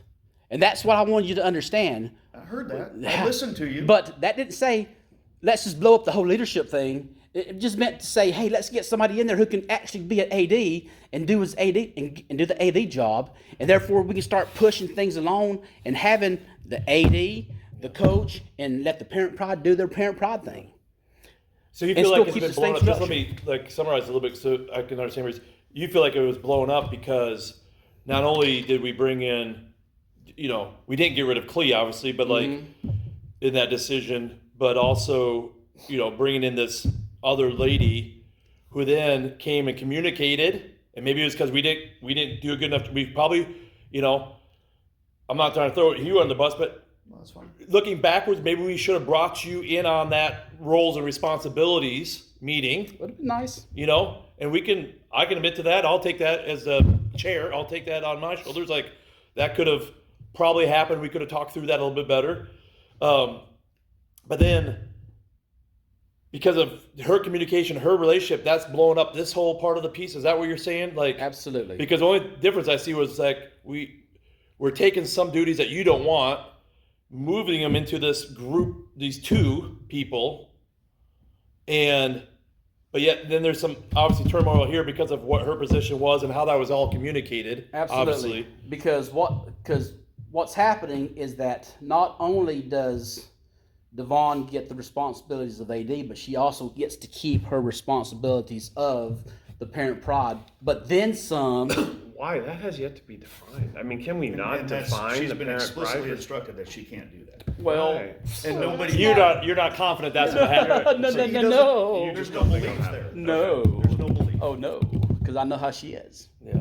And That's my job to well- monitor that. listen, But even as AD, will I know- she not do the same thing? If she were solely AD, like, isn't this the same problem?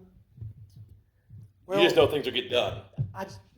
and you see, that's just it with her because Lesser of an evil. yeah, that's what I'm saying. Okay, all right. You know, You did say she gets stuff done. You did oh, say she does. Yeah. And that's just it. Is that I have to pick and choose my battles with that. Yeah, right. Because the thing is that we can be able to canvas and find a parent who can be able to, They tend to have that same personality. yeah, The ones that get, I mean, I'm But- a sports director. I mean, I have a little bit different because I have a little different gift set, but typically people you got, whether it be a coach, yeah, whether it be you were military too. I mean, like leading businesses. Mm-hmm. The ones that get the crap done tend to have some of these hard edges. Yeah. I mean, I probably have some hard edges when it comes to certain things, not necessarily in this realm, because this is my, believe it or not, my stress relief is KC's organization. It's kind of a different thing out of the church world, which has its own stresses. But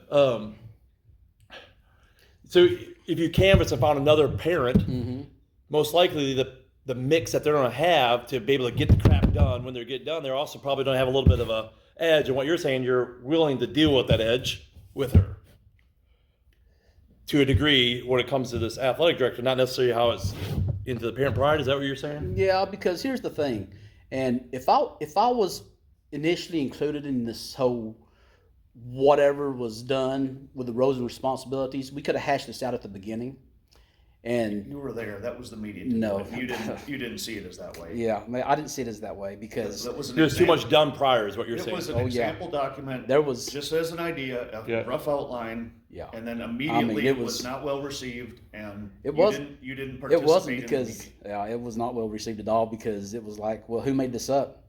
Devon and Clee, and the way it was split up and how everything was split up, it was not. But you could have wrestled that out a little bit, like, hey, can we talk Well, through this? Absolutely. There really wasn't much there to wrestle up and divvy because at that point in time, the way I saw, there Well, you were still upset the fact that Cleve's still around. Oh yeah, it's like, well, let's you be guys honest. didn't even solve problem number one. So, I mean, there wasn't a great warm and fuzzy that was going on there for me, and anything that I said was being shut down, and so my conversation was pretty much done and over by that point in time because he wasn't listening to nothing that I had to say, and it wasn't that he wasn't really listening to it. It was the mind was already made up, and I don't think that there was nothing. As far as roles and tasks? No, so far as how the That's structure what we was need. going, the Yeah. co-ed thing, it was already made up. Yeah, well, I mean, someone's got to make that decision, right? Well, that's fine, and that's what I'm saying. Right. You guys have already made the decision, that's what I'm trying to save so Well, more just so this you know, time. we are circling back around. Yeah. Because obviously there's a problem. Yeah, There's a problem. yeah, Okay? We're trying to talk through, is there a solution? And what I'm hearing, and this is what we'll have to come back and talk to, from your spot, there is no workable thing where it's set for you. You're out which is your choice, and that's your decision. If it stayed the way it is right now, the way it currently is in play for what we're going into this next season of having Clee and Devon, and regardless of the roles and separating that and making this better, the parent pride, and then Coach Tim, that's the structure then Coach Tim is out, is what I'm hearing. Yeah, it's my last season. Yeah, Yeah. absolutely, This will be your last season. absolutely. Not the season we're going into, The or one we just last finished one. No, this 2024 will be my last season. This fall will be my last season. This fall that we're trying to prepare for is my last season. Gotcha. Is there any way that this system could prove to you that it might be successful going forward and you see your second season that you were planning on originally? We'll see how the season works. I mean, if he says it's going to work, let's see it work. Yeah, but do you I mean, you've been around organizations long enough to know that if there's not, I'm not even saying that an approval of the plan, Mm-hmm.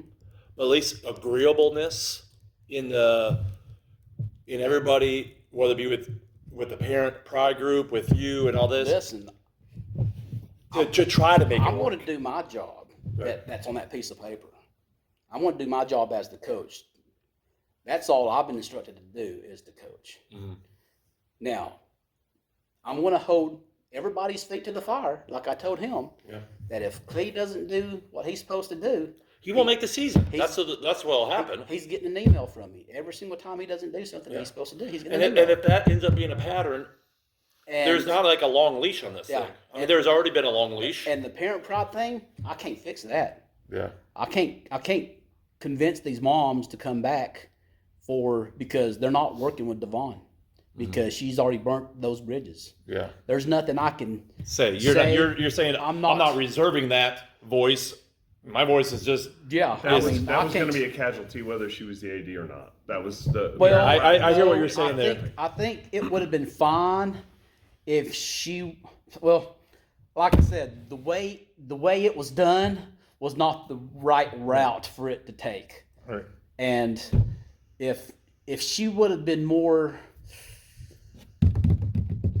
what's the kind of word I'm looking for? If she would have been more Discreet. aware and more discerning to what they had to say to her, and more receptive to it, it might have been different. Right. But So that she part, wasn't. And let's just say, I'm not even saying this is what we're even thinking about doing, but like, or even discussing, but like, let's just say she's it, right? She's the only AD. Okay, that scenario. Do we even have a parent pride? she's going to have to come up with her own parent pride. She's going to have to. So it's a casualty no matter what. Yeah, Catch me. parent pride is the parent pride. Now, here's the thing. And this will only listen. If you want my support, we're trying to get if you want my support to try to save the parent pride, Clee's got to be gone. If he's not gone, I'm not saving the parent pride. Gotcha. But I can save the parent pride with some people. With Sarah, probably not. She's already done. Not going to come back because of Bailey. what? Because Sarah Bailey. Now, I can probably get the medic lead back. I can probably get Who? Uh, Medic. You said yeah. medic lead. Yeah, because there's already still 2 or 3 more people on the fence of quitting, all depending on how. Christine's out because her son graduated, right? Well, Or no? yeah, but she's still going to stick around to transition with Suzanne Frex, but she's like, well, forget it now. I'm done with whatever. I think I could help don't- with Christine. Well, maybe. I don't know. You can try to, but she may already be done to What's begin her last with name? because Donacy. She's helps out at the school But- where my. I don't know. principal. But I can still try to keep whatever people are there is there, and try to get more people recruited in because I don't want to see it fail neither. You got to understand. I believe that. I have invested a lot of time into this thing, and I don't want to see it fail. I really don't. Right. But I'm not going to sit here and do more of Clee's job to make him look good neither. I'm done with doing that. Mm-hmm. And I don't care if you're oversighting him this year or not. I don't care, Luke. I really don't. And I don't care what man of character you are. I'm not doing no more of Clee's job. Period.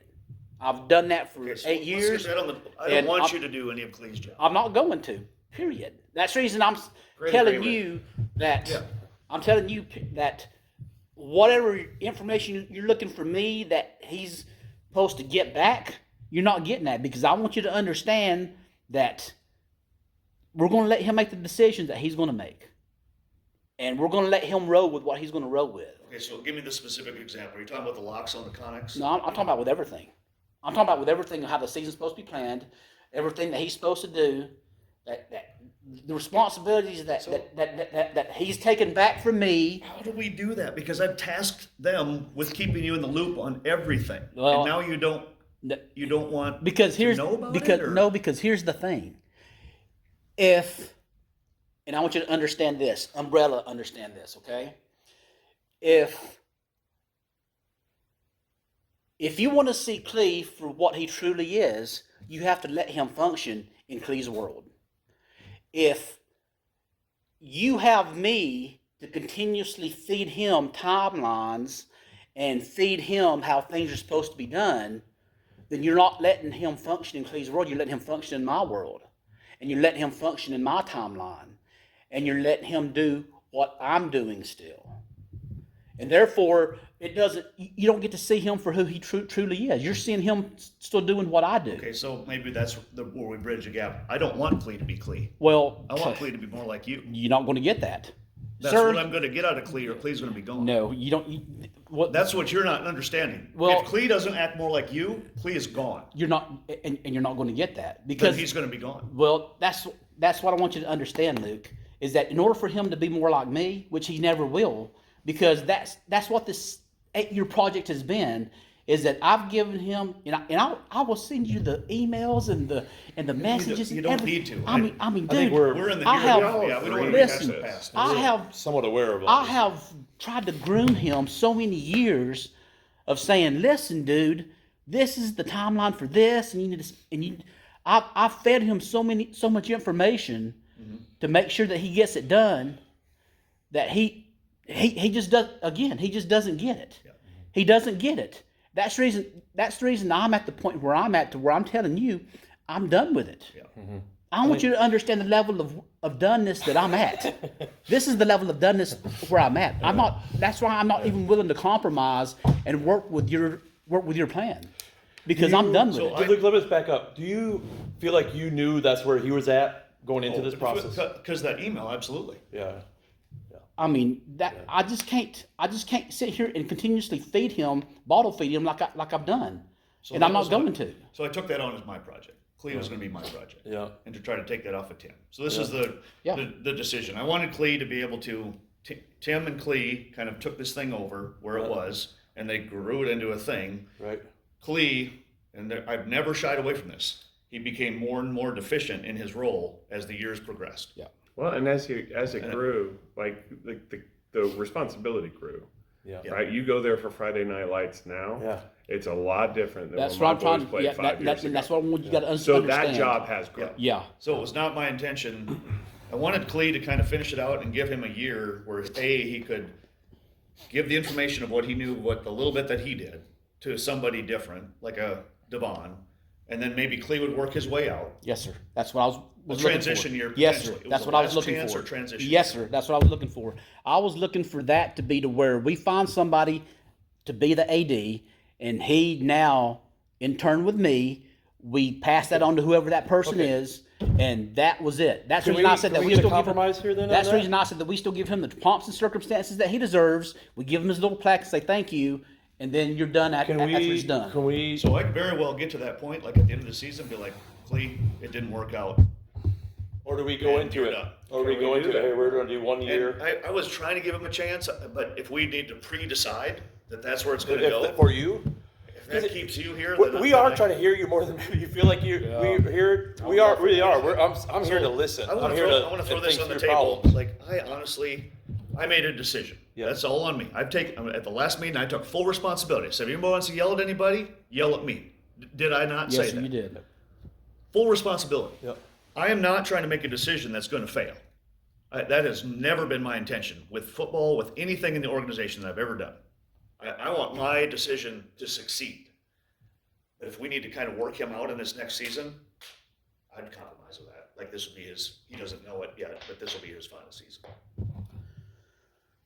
And we can even, and if we feel like we need to like predispose that, and we can get, hey, talking through everything, and I can sit down with Clee too and with you and just say, hey, And you guys don't need, I can talk to Clay. yeah, but built on the 8 years of frustration, I mean, and things that have been happening. I know there's been gridlock.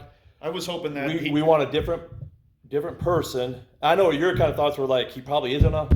well, I was hoping that those two started, that they could kind of work through and Yeah. finish it. I And a little really bit like like- seeing that, Yeah. but maybe that's a story that could never kind of, Well, Play then out. Well, then we'll finish it together, Luke. You know what?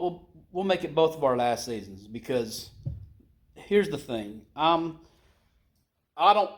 you have more to give. You're a good coach. You know, I feel like I do. I really do, but I don't know. I mean, Jason is not going to be the coach that you are. I know he's not, but no. But listen, What were you hoping to do? What was your hope to give? my hope to give was 2 to 3 more years, and because I still got commitments for. Yeah, I still got commitments for two more years at least, and I'm gonna have my third year to be my transitionary year with Jason King, and that's just it. Is that there's not going to be. I mean, the only man I see that's going to be close, that could be, is going to be a toss-up between Jason and maybe Garrett, if Garrett could stick around and be an active coach, but I don't see him having enough time to do that. I mean, I don't think he's got enough time to do it. He gets a little dicey in his availability in the fall because of yeah, he does. basketball. And I just don't see that happening. And so, He's a good guy. that's what I'm saying. He's a very decent guy, and I like him. But, I know basketball programs probably on him and, too. and I, He's kind of being groomed to be the AD for basketball. well, and I'm actually making him a part of the varsity staff this year because He's got a son coming up. yeah, because he's got a son coming up, and that's just it. Is that I'm not going to be able to do this much longer. I'm really not, because I've got things that I want to do also, and I've already been doing this for A lot of 8, years. 9 years. Yeah, and I don't want it to end like this either for you. Like, I know we put all of us in different sports in time, and I when I came in, I've done graduated 2 boys, and you know, it's just so much of thing. You have kids, and it's so close, right? It's so to your chest and heart, because it's just, I mean, we've all cried, you know, at those last times, you know, and there's so it is a very emotional, and one of the hopes like out of this meeting too is a little bit of a reset here, okay, a little bit of a reset with you two, because you guys are 2 class acts, and I don't want there to be anything, and I get there might have been misunderstandings, and maybe the way Luke did everything wasn't quite maybe how it maybe could have been done or should have been done, or how you at least perceived it should have been done.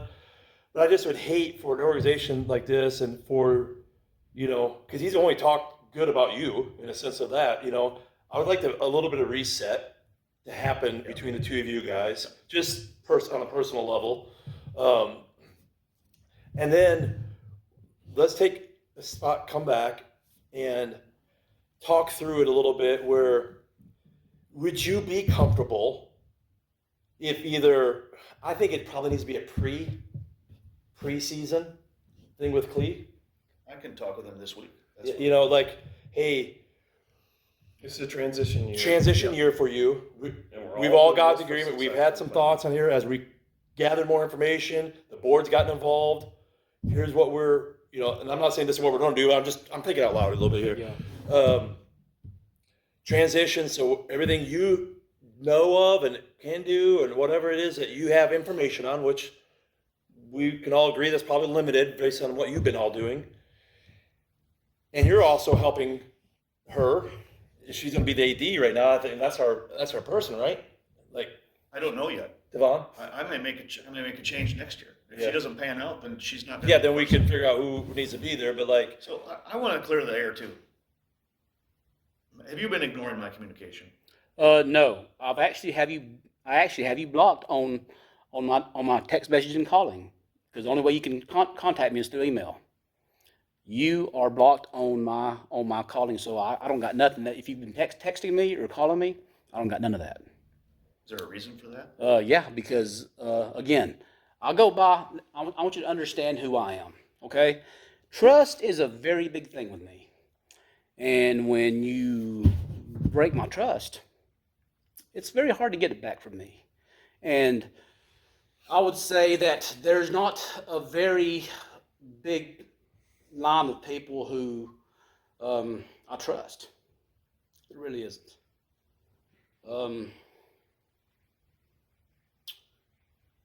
When all this happened, and listen, I give people the benefit of the doubt. I really do. And these guys are right. I don't know your character. Right. I only know the actions that were taken to me. And you broke my trust. You broke my trust. And Devon, she really broke my trust. She has been a friend to us for many years. And for her to do what she has done to get to the position where she's at now, I have zero trust for her. Now, that's from a personal standpoint. From a business standpoint as an AD, as long as she can get the business portion of it done, it doesn't affect me. But personally, I'm hurt. I don't know how you can separate. Hurt. I can because I'm a military guy, and I've done it. So am I. Well, I've done it for years. Business wise, I can deal with you business wise. I've done it for years because that's how I've been trained and groomed. Mm-hmm. Personally, I don't have to like you, but I can work with you, and I've done it for years. And dude, you personally, I lost trust in you. Now, if we can reset, and if you and I can get back on good terms again, then I can unblock you and we can communicate and build our relationship up. We have to get to that point before we move. Absolutely, we have to. But dude, I'm telling you, you shot an arrow right through my heart when I figured out how all this was going through. And I'm like, when I brought you into my home, mm-hmm. And we tried to get things worked out. And then it's like, why would Luke tell you not to talk to me for? Why would Luke tell you not to communicate with me for? And then all this started coming out. I'm like, dude, yeah, I blocked you immediately because I don't trust you. And if you want to talk to me, you can communicate me through email. And guess what? Same thing for Devon. Only way she can get in contact with me is through band and through email. If she's been texting me, I don't know if she can't call me or do none of that business neither. But for me, trust is a very big thing. All right? Because it felt like I was being ignored. yeah, I'm sure it has. But I mean, I hadn't get nothing because I blocked you. I did. And so, yeah, trust is a very big thing for me. But yeah, I mean, I blocked you, buddy. And that's the reason I hadn't been getting nothing that if you've texted. And I've been texting you for a long time. Hadn't been getting them. Now, I can tell you that I did get one group text of something, and I saw a thumbs up from Jason Keene. And I messaged Jason on band. I said, what was that thumbs up about? And he's like, oh, that was something about the Connex. And I said, yeah, well, I'll give that to Luke to manage that. So that's the reason I didn't care nothing about the Connex, because that's the reason I sent that email and said, because I mean, even with that, Yeah. again, that was, first and second hour of Tim versus the seventh and eighth hour of Clee. Yeah. I mean, that was the deal with the Connex lock of that when it was a month and some change before he'd even followed up with that.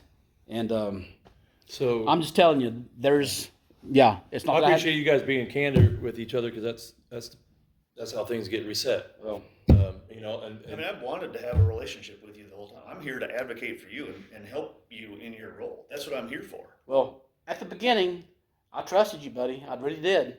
But when all this transpired, I was completely Blindsided. I was blindsided by everything. Couldn't we I have really had was. a conversation instead of just blocking me? Couldn't we have had a? Dude, I didn't block you until after our last meeting. After that, when you didn't want to listen to nothing we had to say, and I'm like, after that, it was like, there's nothing I can do. And I was like, there's nothing I can do. I've brought in the moms for them to appeal. He didn't want to listen to them. Devon and Cleese You didn't tell me you invited them. Absolutely, I didn't because it's kind of funny. That could be kind of blindsided Well, too, though. here- Yeah, I was bamboozled on that big time. Here's the thing with Devon. At the end of the first meeting, Devon was like, Well, nobody tells Sarah. Nobody calls Sarah Bailey or reach out to Sarah Bailey about what we discussed or whatever during this meeting, and we're like, why? Because we've talked so much about Sarah. Why can we not tell her about what you said about the parent pride thing and stuff? You know, and it's like, what? That's kind of not right. Can you maybe speak to why maybe you didn't want Clee and? I'm not sure at the time. I mean, I was probably still deciphering, kind of working through it in my head. And not want to have a lot of conversation. I mean, Probably because looking at it with that, that direction. right. Well, That's been a month ago, probably. regardless of the fact, whatever y'all want to decide it. In the direction that you guys want to go, just let me know. But I'm not on board with the whole Clee thing. I've wasted my time enough. If he's going to be on board this year and we want to make it a transitionary year, that's fine with me. Can you get behind that? At Make it a whatever level? transitionary year, but he gets zero support from me. I want you guys to let him work in Clee's world. I will do what I can for Devon for the task that she has, and do whatever I can. The parent pride thing, we got to figure that out. I have zero idea how to even fix that, because I don't know what she has done or who she's contacted or whatever she's done with that, because again, she hasn't CC'd me on nothing that she's done with parent pride. I don't know what she's done with you. I know she's touched out. I know she's got in touch with the Reeves family, and I can't remember who else. She might have got in touch with Suzanne Frex and Ron Reeves' wife or something like that. I don't know, but Okay. yeah. But I mean, whatever the issue with that is, I don't know. I don't know if that can be salvaged besides the people that are there. Right. I mean, I know that she can rally people up, but I'll just tell you that she's not very favorable with moms. She really isn't. The biggest thing that shot her in the foot was by not bringing on Sarah Bailey, because Sarah Bailey was the She's a board member. I mean, she's the yeah, board she's member. great. She was the biggest conduit to the moms, I mean, she was and everything I know of her and talked with her. that's so yeah. I mean, that Seems was like, and she might be salvageable if there's No. some lines or that. well. That's what I told Devon. I said, Devon. you messed up big time by what you did. Because Yeah, at least know who your players are before you're. yeah. So what do you think? I mean, I do hope, my prayer as believers, that there could be a reset here, because I think we both know both of you, Yeah. and I just know there's nothing in his heart that would want to do anything against you. Well, I believe that also. I really James. believe that with all my heart. I believe that also, but here's what I know and believe. What I know and believe is that I don't know what Devon and Clee has told him and whispered in his ear, and that I think to me that's kind of where some of the deception has been, because I'm just I don't know how much they have. I mean, to Well- be honest, the most whisperings, to be honest, yeah. that I have gathered, not in different conversations, Yeah. is not about you. It's about Clee. Okay? Oh, Well, Okay. I don't know. I mean, that's, whether it's coming from you or what he's getting from other people, Mm-hmm. so I don't think there's this big thing about you. I don't think it's anything. No, I mean, there's not this big rub. No, I think there's a little bit hey, there's some head from the last meeting, but that's just, I know you. I've been in, and I know your personality. I'm very similar, so I get it. Yeah. I'm very strong, in that sense too. Especially if I'm in it, like you are. Like if I'm in basketball and there's, I mean, you've heard me meetings. I'm gonna say what I think, or believe. But you both have, I believe, the interests of this organization at heart. Yeah. When you're on the board, you're on the football. That's where he's at too. And I really hate the fact that a situation happened that put you guys in crosshairs, because I see you as brothers, but you don't know it yet. yeah, they have the heart of the same. That's why that's coming across. And he would never just, I'm going to try to do something behind it. He doesn't. I mean, I've dealt with so many issues over this going on 7-8 years too, and that's just not the track record, not one time. And I just hate the fact that this kind of went that way. And I really hope And trust, once broken, I get that, and I can appreciate that has to. You don't just flip a switch on that, right? It's restored and built back over time, and I really hope and pray that you guys can come to just a reset where you guys can be reconciled a little bit, because that's, well, one, that's what we should do. That's the organization we are in. But two, just the quality of both of you guys are as men, I would just hope that would be the case, you know? So that's kind of a side issue, but I think a good issue. But so kind of going back to the possibility of going forward into a season that can somewhat be successful. I think we need to talk more, but like a scenario that I'm hearing is a transition year for Clee, you know, limited tasks, but most of it's going to be on her, you know, and you can help her as much as what she needs to know from what you. Here's the thing. For you, and I get the emotion of it, but like in reality, for you just to completely pull your hands out from her, you know, I mean, like at least what we understand anyways, she can't get that from Clee because he hasn't been doing it, right? Absolutely. You've been doing it. Yeah. So the only way she's going to get that mentorship in that role and the tools and the information is if you're willing to participate with that, with her. Because who else are you going to get it from? Of course she's going to fail. Of course the whole thing's going to fail because you're limiting the information at that point, you know. And she can't go, hey, Clee, how do you do? Okay, hey, she's going to have to get it from you. Like, whatever that is. I mean, I don't know the list of stuff you've been doing, but like whatever that list is and whatever information she needs, and to help her take that off your plate so she's actually doing the work of it, you know. But she's going to have to look to somebody. I don't know if she's going to be able to look to Clee on some of the things she maybe can, but like some of it, if it's been held in your hands and you've been making sure it's happening, then you're probably the one with the best information on that. I would suspect, you know. And so if you can like, okay, yeah, I'm willing to pass that torch and kind of mentor at least her, even if you don't want to deal with Clee, you know, and his will be limited and he's going to be transitioning in a sense of like kind of what we did when you were there. We co-AD'd because you're leaving, and I need to know what the heck to do, right?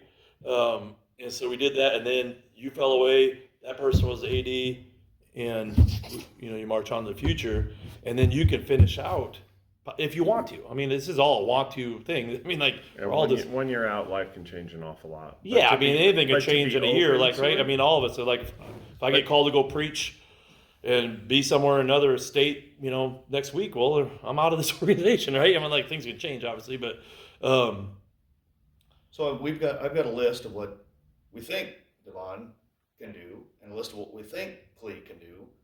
I mean, I'd be more than happy to review that with you and tell me what you think about that.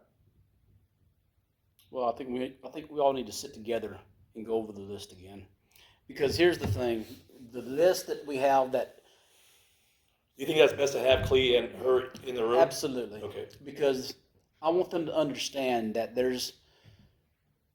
it's not just everything that was given to Clee that I have.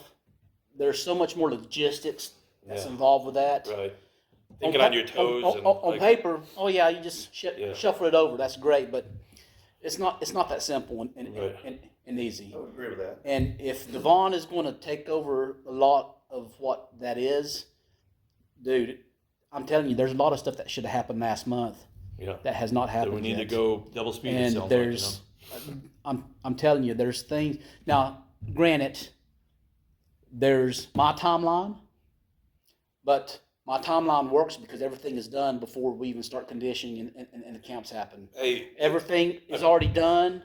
So by the time things are done, we got the equipment there, jerseys are ready, everything is done. All we got to do is focus on the I think season. our personalities are all Yeah. the sooner the better. And so- I've always been like that I've in got any sport. I've got proposed timelines that I'd love to share with you. Okay. With you also. And what happened, and what was happening with Clee's timeline was we wouldn't get an equipment until we were already in full pads. And I'm like, that's not how it needs to happen. Right. You're not doing equipment anymore. Yeah. And that's how I was doing equipment. because almost 3 years of that was, I'm not doing that. When I ask for stuff, that doesn't mean it has to be here in August. It needs to be here in May and June. You need to start hitting the sales. If you do your research, Epic Sales start having their sales around, April, May timeframe. Hit the sales where things are cheap. Hit sales for this and that. Start doing your research and your numbers and getting sent up to Greg so he can start getting the orders done. Don't wait until Last minute. Yeah. when No, I the agree. prices are doubled and tripled. And I can fully appreciate the frustration of 8 years of that. Oh, I can too. I mean, Joe. I mean, so I don't I'll know. I'll give everybody full transparency. I've been beating Clea up on helmets, even today. I need helmets off my. I don't want to hear another helmet thing from anybody ever again. So if you need to buy all new helmets, we're gonna buy all new helmets. It doesn't matter to me. You guys should have the best equipment. I've already said that. Yeah. So I'm getting no response from him, so that's one thing that I'm gonna remove from, I gotta take it away, because he's not getting it done. If we need to order helmets, then we'll get helmets. I don't know, man. It's like the whole Connex thing. It's like he sent me an email at about 10:40 at night, asking if I'd have availability the following morning at 9 o'clock or something to meet the Connex guy, and he sends me at 10:40 at night. I'm like, what? Like, why? Why he sent it to me at 10:40 at night, asking if I have why you do that for, dude? And then his Connex guy, the repair guy, was sick. I didn't Yeah. know. I kind of came in late to the game on that. I didn't. I didn't respond to it because I'm like, no, I'm not going to do that. And it's like, why? It's stuff like that. He does that all the time. I'm like, why? And so it's just stuff like that. I'm just done with. I'm done with stuff like that. I can appreciate that. So I can fight that battle until I'm with you. I'm getting tired of just dealing with stuff like that, Luke. Yeah. And that's why I'm fed up with it. All right, I'm just fed up with it. And if we need to transition out, let's transition out and make it happen. And I'll work with Devon, and all four of us need to sit down, and I will give timelines for everything.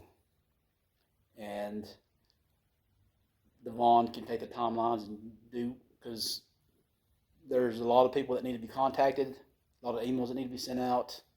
And again, these are my timelines, but they're timelines that work, because they've been working for the past 7 or 8 years. We should adhere to them. Right? I'm an earlier the better type And- person, because And if they want to do something different, they can do it.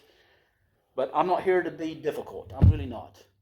I'm just not keen on keeping the freaking goat in the pen when the goat needs to be out of the pen. I'm just not keen on that. And keeping them there does nothing. It doesn't motivate me to do what I want to do, which is to continue to coach. It really doesn't. And that's where my motivation is not really there. It really isn't. I'll still be there to coach and do what I got to do this year, but that's really where my motivation is at, because I'm not going to be there to continue to clean up any more messes. And it's like I told you at the last meeting, I know what's going to happen. He's not going to do the responsibilities, that she's going to have to wind up picking them up. And there's no way that she's going to pick up and do what she's got to do and still do parent pride stuff. She's not going to do it, and she's going to be so overworked, because that was me. It sounds like she needs to separate from that. That Do you was think we can do that? That was Like, me in 2019, completely separate. 2018, 2019, 2020. That was me. That's the reason I had to. Like completely separate. Yeah, because She almost define that the Parent Pride or organization reports elsewhere, yeah. not to the AD. Well, And I don't know how you do that. Who else is it but you? well, which I would you tell don't you. want either. I would tell you that when it was just those 4 women, it came to the point where we had to physically bring on 3 other additional women to take over more stuff that was there, because they were getting overtaxed and overworked also. You got to understand, okay? Understand. 2018, we had what? 14 Okay, varsity. right, You understand? exactly. Oh, I do. 14 varsity, I was there. and we had 9 junior high. When y'all joined us, We had about maybe 17, 18 varsity. Yeah, it was And, growing. and we hit the boom. We started getting 30. And so when we started I hitting the got too many booms, probably.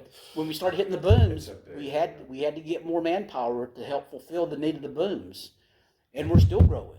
I mean, we're How still, do you have that many people on a team? well, It's a legit high school football team. If It's- you see yeah. their sideline, it's full. Yeah. O and But- D but- are but- separate. but- Very few people. But you both got to do it. understand, we're still on the low end of an average. Average, you have 50 to 60 people. Wow. So we hadn't even hit a ballpark average yet. Wow. And so, because of the boom, we want to eventually go to 11 man. And I know Clee has the same passion of going to 11 man. I do, but the only struggle that I have with that is because of the travel time. Because the league that keeps hounding me to join is out of Springfield, Oh wow. and they have 2 or 3 different teams that are out of Oklahoma. And I'm like, I'm not keen on having to travel to Springfield and these teams out of Oklahoma because that's the same league that Cross Prep is in, that Life Prep is fixing to join, that some of these other teams that are joining this league.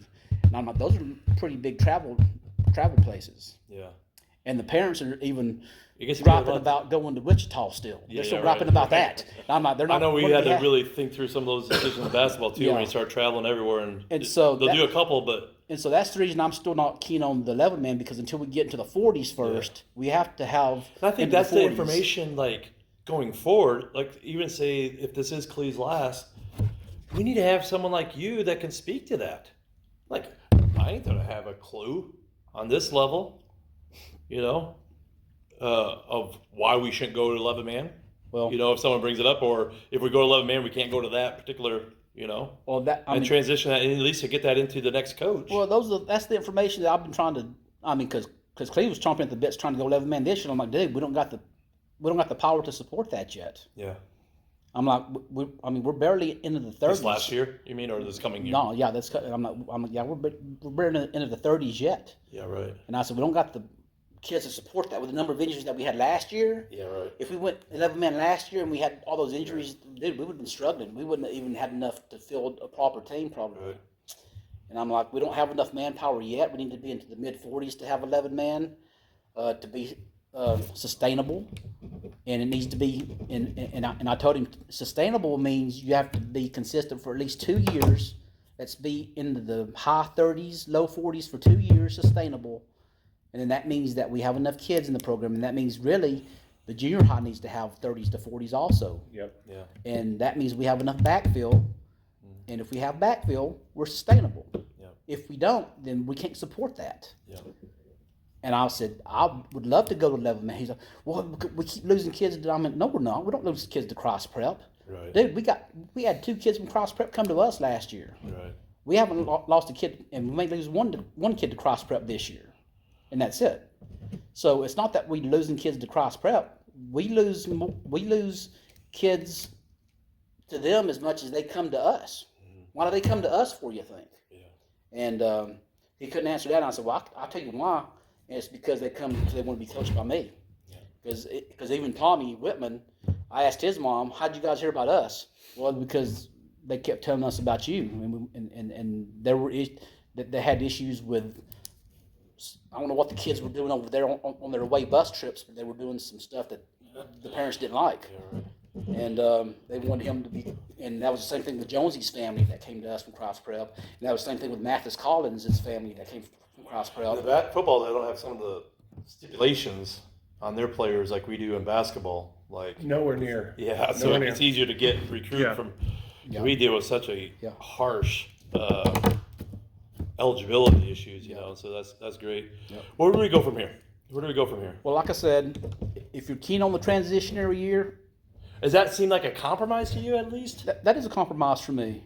If that's what We're want- trying to make this work, well, then that'll work So for I me. want you because you're good for the organization. Well, That's the bottom line. well, then that's good for me. Let's do that, and then let's set up another meeting with Clee and Devon, and let's hash this thing out. Let's hash this thing out and put it to bed, and let's get on with the season because we're wasting time. We are literally wasting time, and I don't want to waste any more time. I really don't, Luke. So the sooner the better to set up another meeting and be like full board. Here's what needs to happen. We need to work it out to where this is what needs to happen, and you will get my support in doing this and giving you the timelines for this to happen. But this will be the transitionary time for Clea and I, for us to do whatever it needs to happen. And if we built it together, we can leave it together and make it to be what it needs to be at. So right now, you're not sure if you're staying on after. I don't know. I really don't know because Well, we never know. Yeah. Don't put that pressure on yourself yeah, tonight. yeah. That's Again, not a decision again, we need to. What do I got to do to keep you? well, I don't know. I don't know. I don't know. I have to sit and think about it for a spell. But let's at least start with this. Yeah, Okay, And- so That's I'll, fair I'll enough. schedule a meeting with you. Yeah, How do I get? I'm gonna only get a hold of you through email now. absolutely. So let's just set up an email and see if we can get something going this week or weekend or whatever. I'm free whenever you want to do something, but let's just not waste any more time because we need to get the ball rolling on equipment. Are you gonna be able to work with me? Sir, I can work with you whenever you want me to work with you. I really can. I'm just, again, the only thing I don't like is still having the goat in the pen. I'm just not keen on that for whatever. And that to me is the biggest slap in the face to me.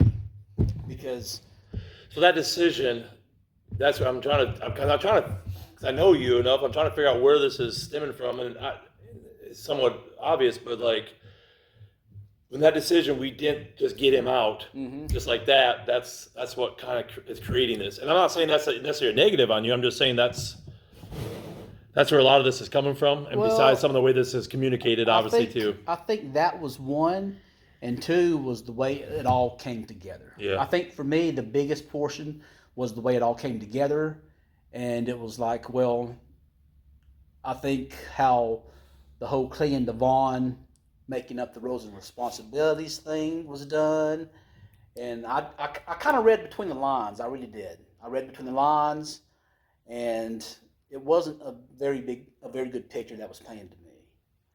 And when you spent years of creating something, and then you start seeing it slowly slipping in a different direction, I didn't like it. Yeah. I didn't like how it was can going in the appreciate direction of how, and that wasn't the direction that I intended for it to go. Yeah. But I think now of all because- people, Luke, you can appreciate that. I mean, I absolutely you can. watch the same thing happen to girls Absolutely can. basketball go from this awesome program that he had built over years and years and years and years Yeah. to just utter decimation and crapshoot over It was bad for like a 2-year period to like so much. He's like, I'll come back to try to fix that. Yeah. Which he did. He has no girls involved. In fact, brought one of his daughters to help coach, and we turned that ship. We had a great season, which I didn't know. I didn't want to hear about girls basketball again in my life. You know, that's where I was at, and we turned it. So I think you can appreciate what you're saying there. And like I said, I hope there's a reset here. I hope you guys can work together and go forward on this. But So I'll be honest with you. It was hard for me to come in. You didn't know anything about that. That I felt like I had nothing, but I had to prove myself to you. No, you don't have to prove nothing. I'm telling you how I felt. And I appreciate that. Thank you, sir. I appreciate that. And, I did. And I'm going to be honest with you. I felt like you fought me the entire way. Mm-hmm. And that's probably, I put a lot of thought into that, and it gives me anxiety. I don't want to fight against you. Mm-hmm. I want to help you and support you. And I know I didn't do it. I'll admit I didn't do everything right. But what I do is when I make a decision. So what I'm seeing here is I've got two paths. Like I can see my decision through and make it successful, or I have to go back to everybody and I have to walk back what I decided. I have to walk back my decision. Does a transition year mean you have to walk back that decision? I don't know. Because Tim is, from an organizational standpoint, Tim is right for the organization. And if I lose Tim after a year, then I probably didn't make the right decision, but that means I still have to walk back my decision.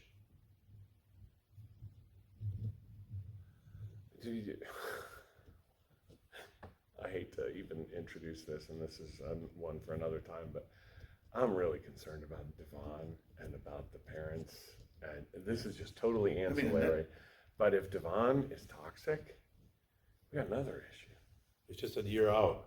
I mean, yeah. Oh, we'll be sitting at this white table a year from now. And I don't know. I mean, so from my perspective, we had 2 meetings, and Is there anybody else like I that we thought can these down the people road, or, were. like- This is just me being my perspective. I thought these people were Devon's friends, and they did nothing but attack her for 2 meetings. Well- she had to sit through hours of attack. Luke, I will tell you right now that, like I said before, I thought she was my friend.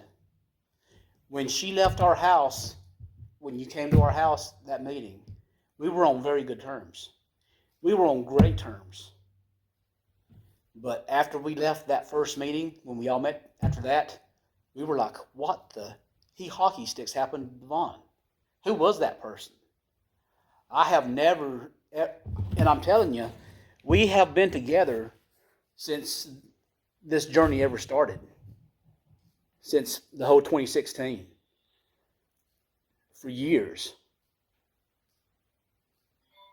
I mean, if anybody has backstabbed me more, it was her that night. I've never been more hurt by anybody than her.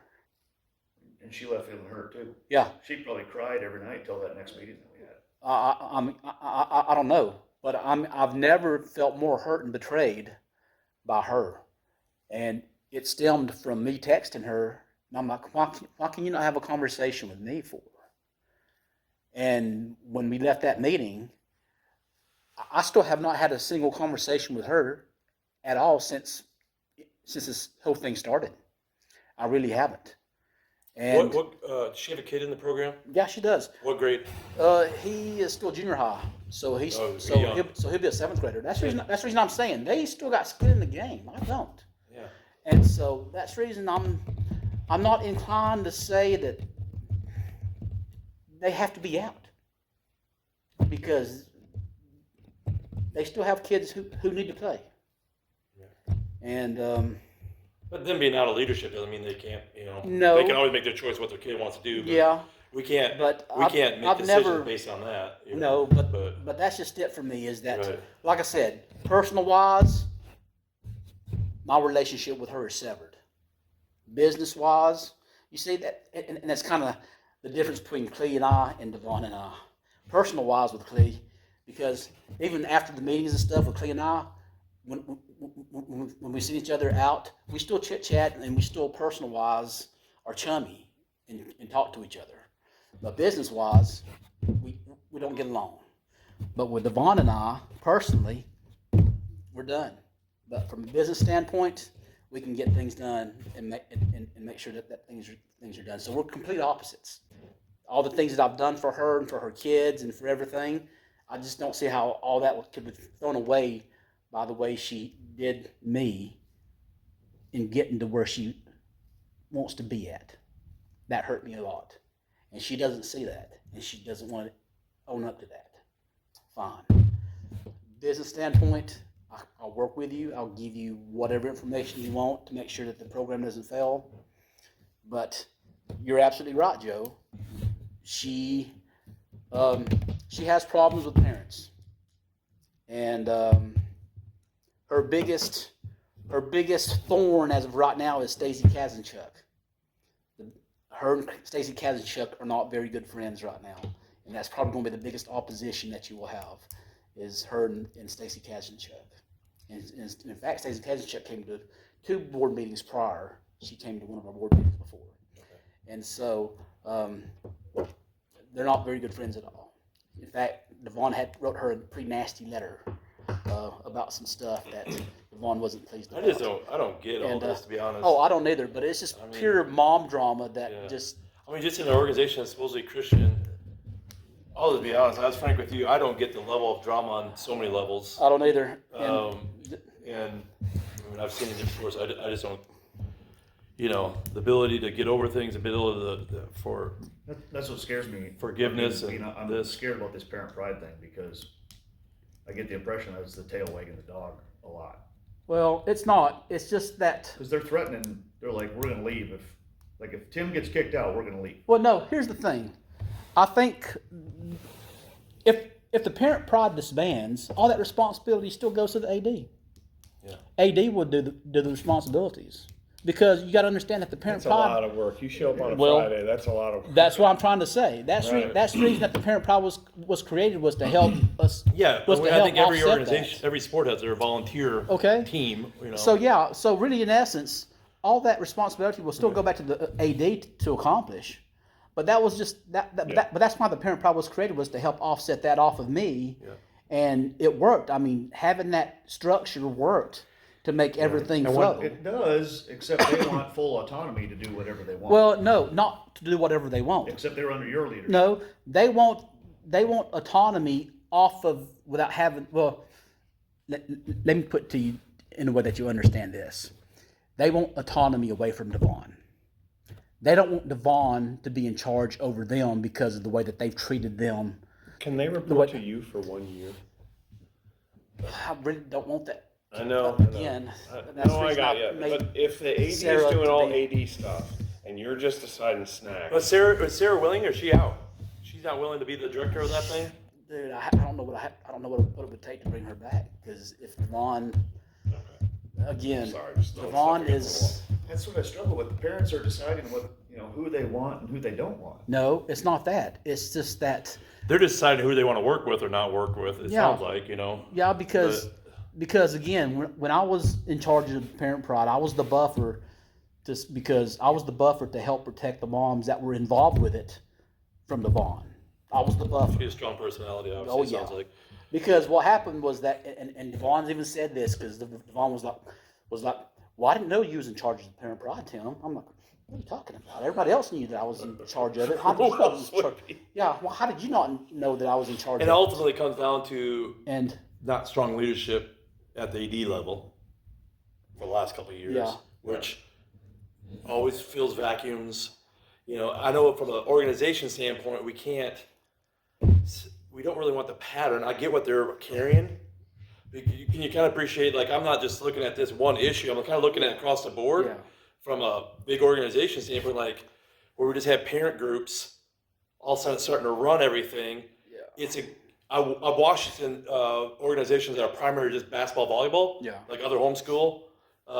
We have the benefit that we're multi-sport, so not one sport can just completely divide up an organization. But like, it's in those parent groups that typically all of a sudden, man, we'll start in this organization. Well, fine, but it's not necessarily the healthiest thing for an organization to have that in structure. But let me ask you this though: if you ever have another sports that's as big as football, you're going to understand the reasons why that's there for. I mean, I could say basketball is And- just as big Okay.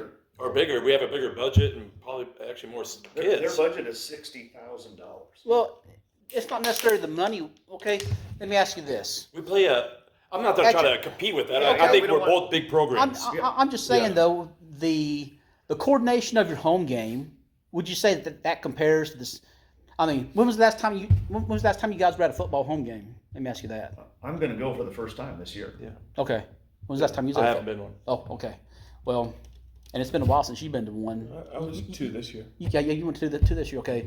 And what would you say the comparison would be? Coordinate. I mean, You hire a couple of refs in basketball and Mm-hmm. you open the gym and you make sure you got ticketing and you make sure you got concessions. okay.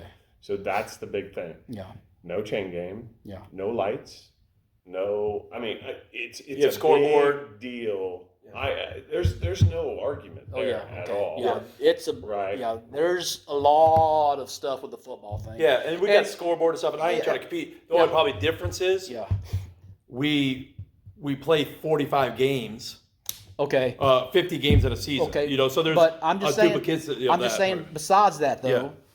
the coordination. I mean, granted, we get 4, maybe 5 home games, Yeah. a year, but just the coordination of that alone, Unbelievable, right? it takes a lot. Yeah, I'm not even gonna It try ta- to. it- I'm it- not It's a gonna lot try more to. hot dogs. It, Let's just it- yeah, it takes a lot, and, Yeah. and there's I'm a, not- and there's a lot of there's a lot of people that attends those and a lot of things that coordination wise Right. and stuff, and so yeah, I'm not going to sit there and compare apples to oranges. Yeah, There's things that there's happen. no need to compete on that. and so I'm just saying that there's a reason why that was there for and why it was structured for. Okay. It makes sense, yes. But what I'm That's saying, why there's booster clubs, right? And so what I'm saying is that even if there wasn't a parent prod, all that responsibility would still fall to the AD regardless. Right. And so, really, here's It the was you, to be honest, it was you. yeah, before Parent Pride it was came me out. that was doing it. Yeah.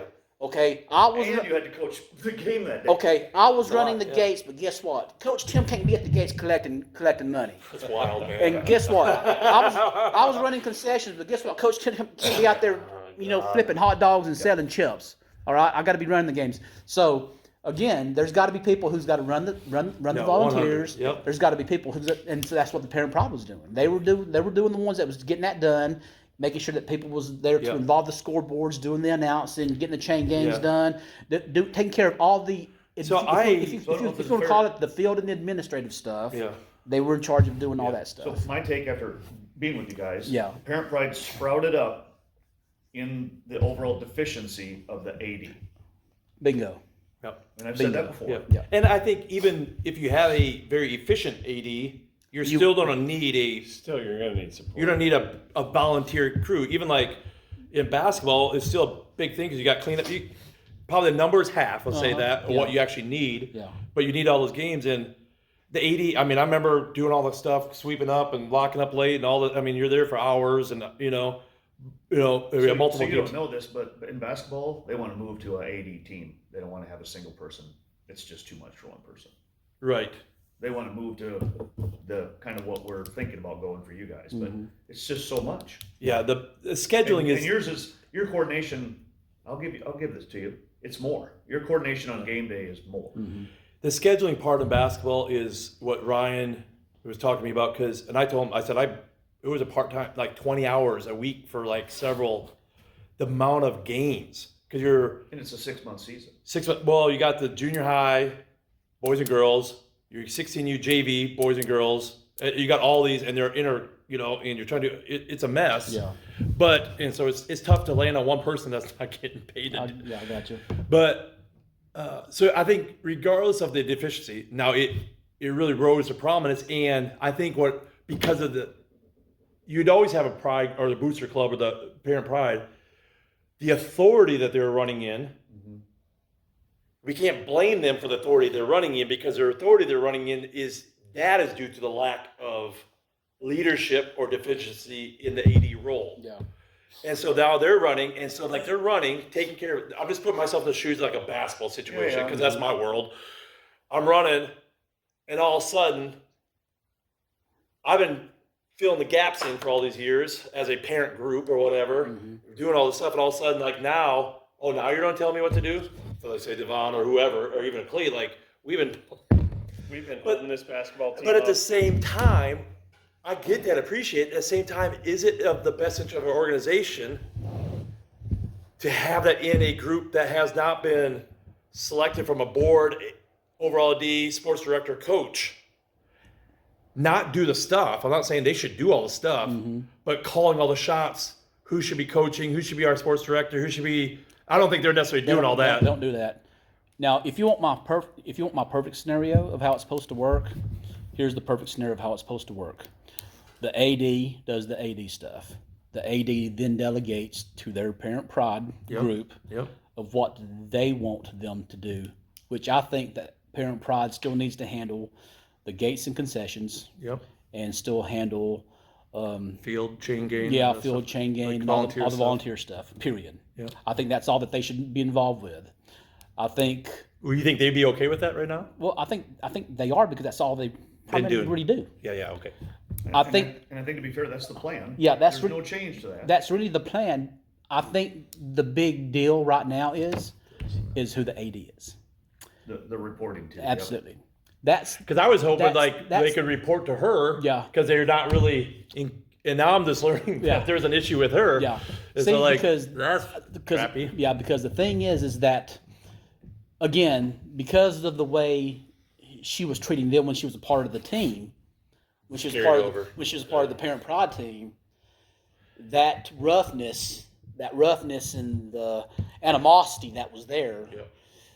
That was where now that if they were having to report to her, knowing how she treated them when she was there, having to report to her now, they were not keen on that. And And they that's probably wouldn't want to report to Clee because they don't know what's going to happen. because they knew that Clee was deficient anyway. Yeah, right. And so that therefore But we still think that she skill set Skill is the set- most designed to get the crap done. absolutely, but Jeez. skill set, yes, she's able to get it done. And we don't really have anybody But- else.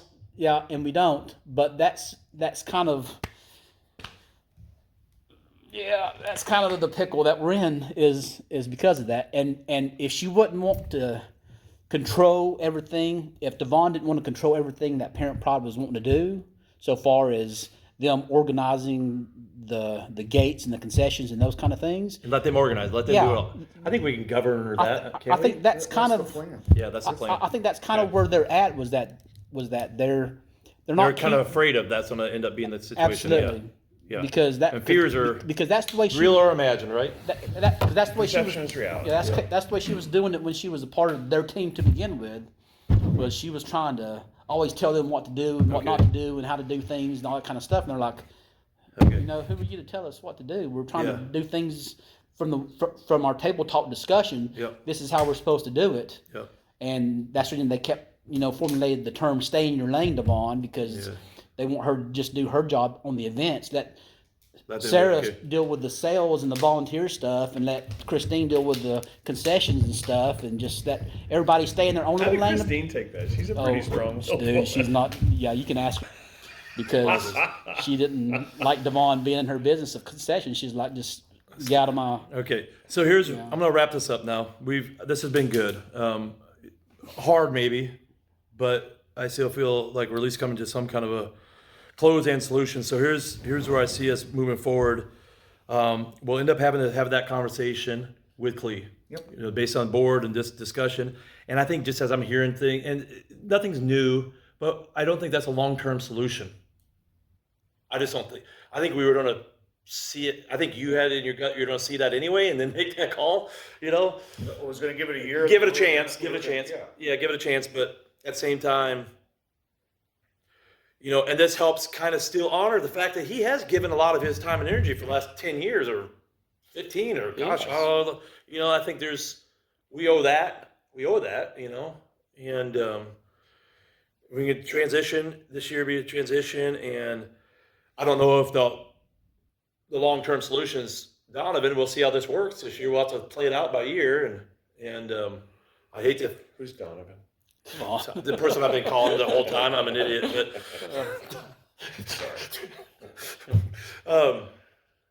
and hopefully we don't have 2 years down the road. Everyone's wishing the Clee was back. That would be bad. I don't know if that's going to be the case, but have that. Set up a meeting as soon as possible. Send out the emails to have the AD, you, sports directors, and Coach Tim go through that and really try to get a setup of the roles and responsibilities meeting ASAP, because it sounds like we're already behind the timelines. And then I think probably after that's done, having some kind of a thing, I don't know who and what and how, but somehow having something with this Parent Pride group, invite whoever wants to be a part of it. So we're going to have a parent meeting. Yeah, some kind of a Can we parent. pull together a charter, a one-page document? These are the responsibilities. This is the reporting structure, and just formalize it. For Yeah, them? that's easy. I think we already got something like that Oh, already they drafted do? up. Yeah. Okay. Yeah, we can do that. I asked for that too from one of them who reached out to me, and it helps me a little bit know kind of understanding of what they're doing too. So, I mean, just this conversation has helped me a little bit as far as that's concerned. Is that agreeable to you? Works. Okay. I got no skin in this. Yeah. I I just got a wanted little to. girl basketball player. Yeah, I just wanted to see a solution. Well, listen, let me pray. I want to pray before we end. And I know it's been tough, but this is, thankfully we have the Spirit of God. And so, Father, I just thank you so much for these men. And as we wrestle through the situation, we are thinking about these kids. We're thinking about this organization, and we're trying to work towards solutions. So right now, I just pray right now, first of all, that you would just come in and just fill all of us and give us peace about this situation. Continue to give us wisdom as we move forward. Help us to discern situations. Father, I ask that there would be a spirit of forgiveness in this room, starting with all of us in this room and throughout the organization, that we represent you. This is a Christian organization, that this organization represents you, that there can be forgiveness, that there can be reconciliation amongst all of us, and that we can move forward to a better future. And I ask that you give these two men, Luke and Coach Tim, wisdom as they're working with sports directors, as they're working with these parents to have a successful year this year in football. And so, Father, we thank you for this. It is an honor and privilege. It's always hard, but it's an honor and privilege to be leaders and to be in positions to help guide things. And ask that you continue to give us your grace in doing so. And we give you this all the praise and all the honor. And we pray this in the name of your Son, Jesus. Amen. Amen. Amen.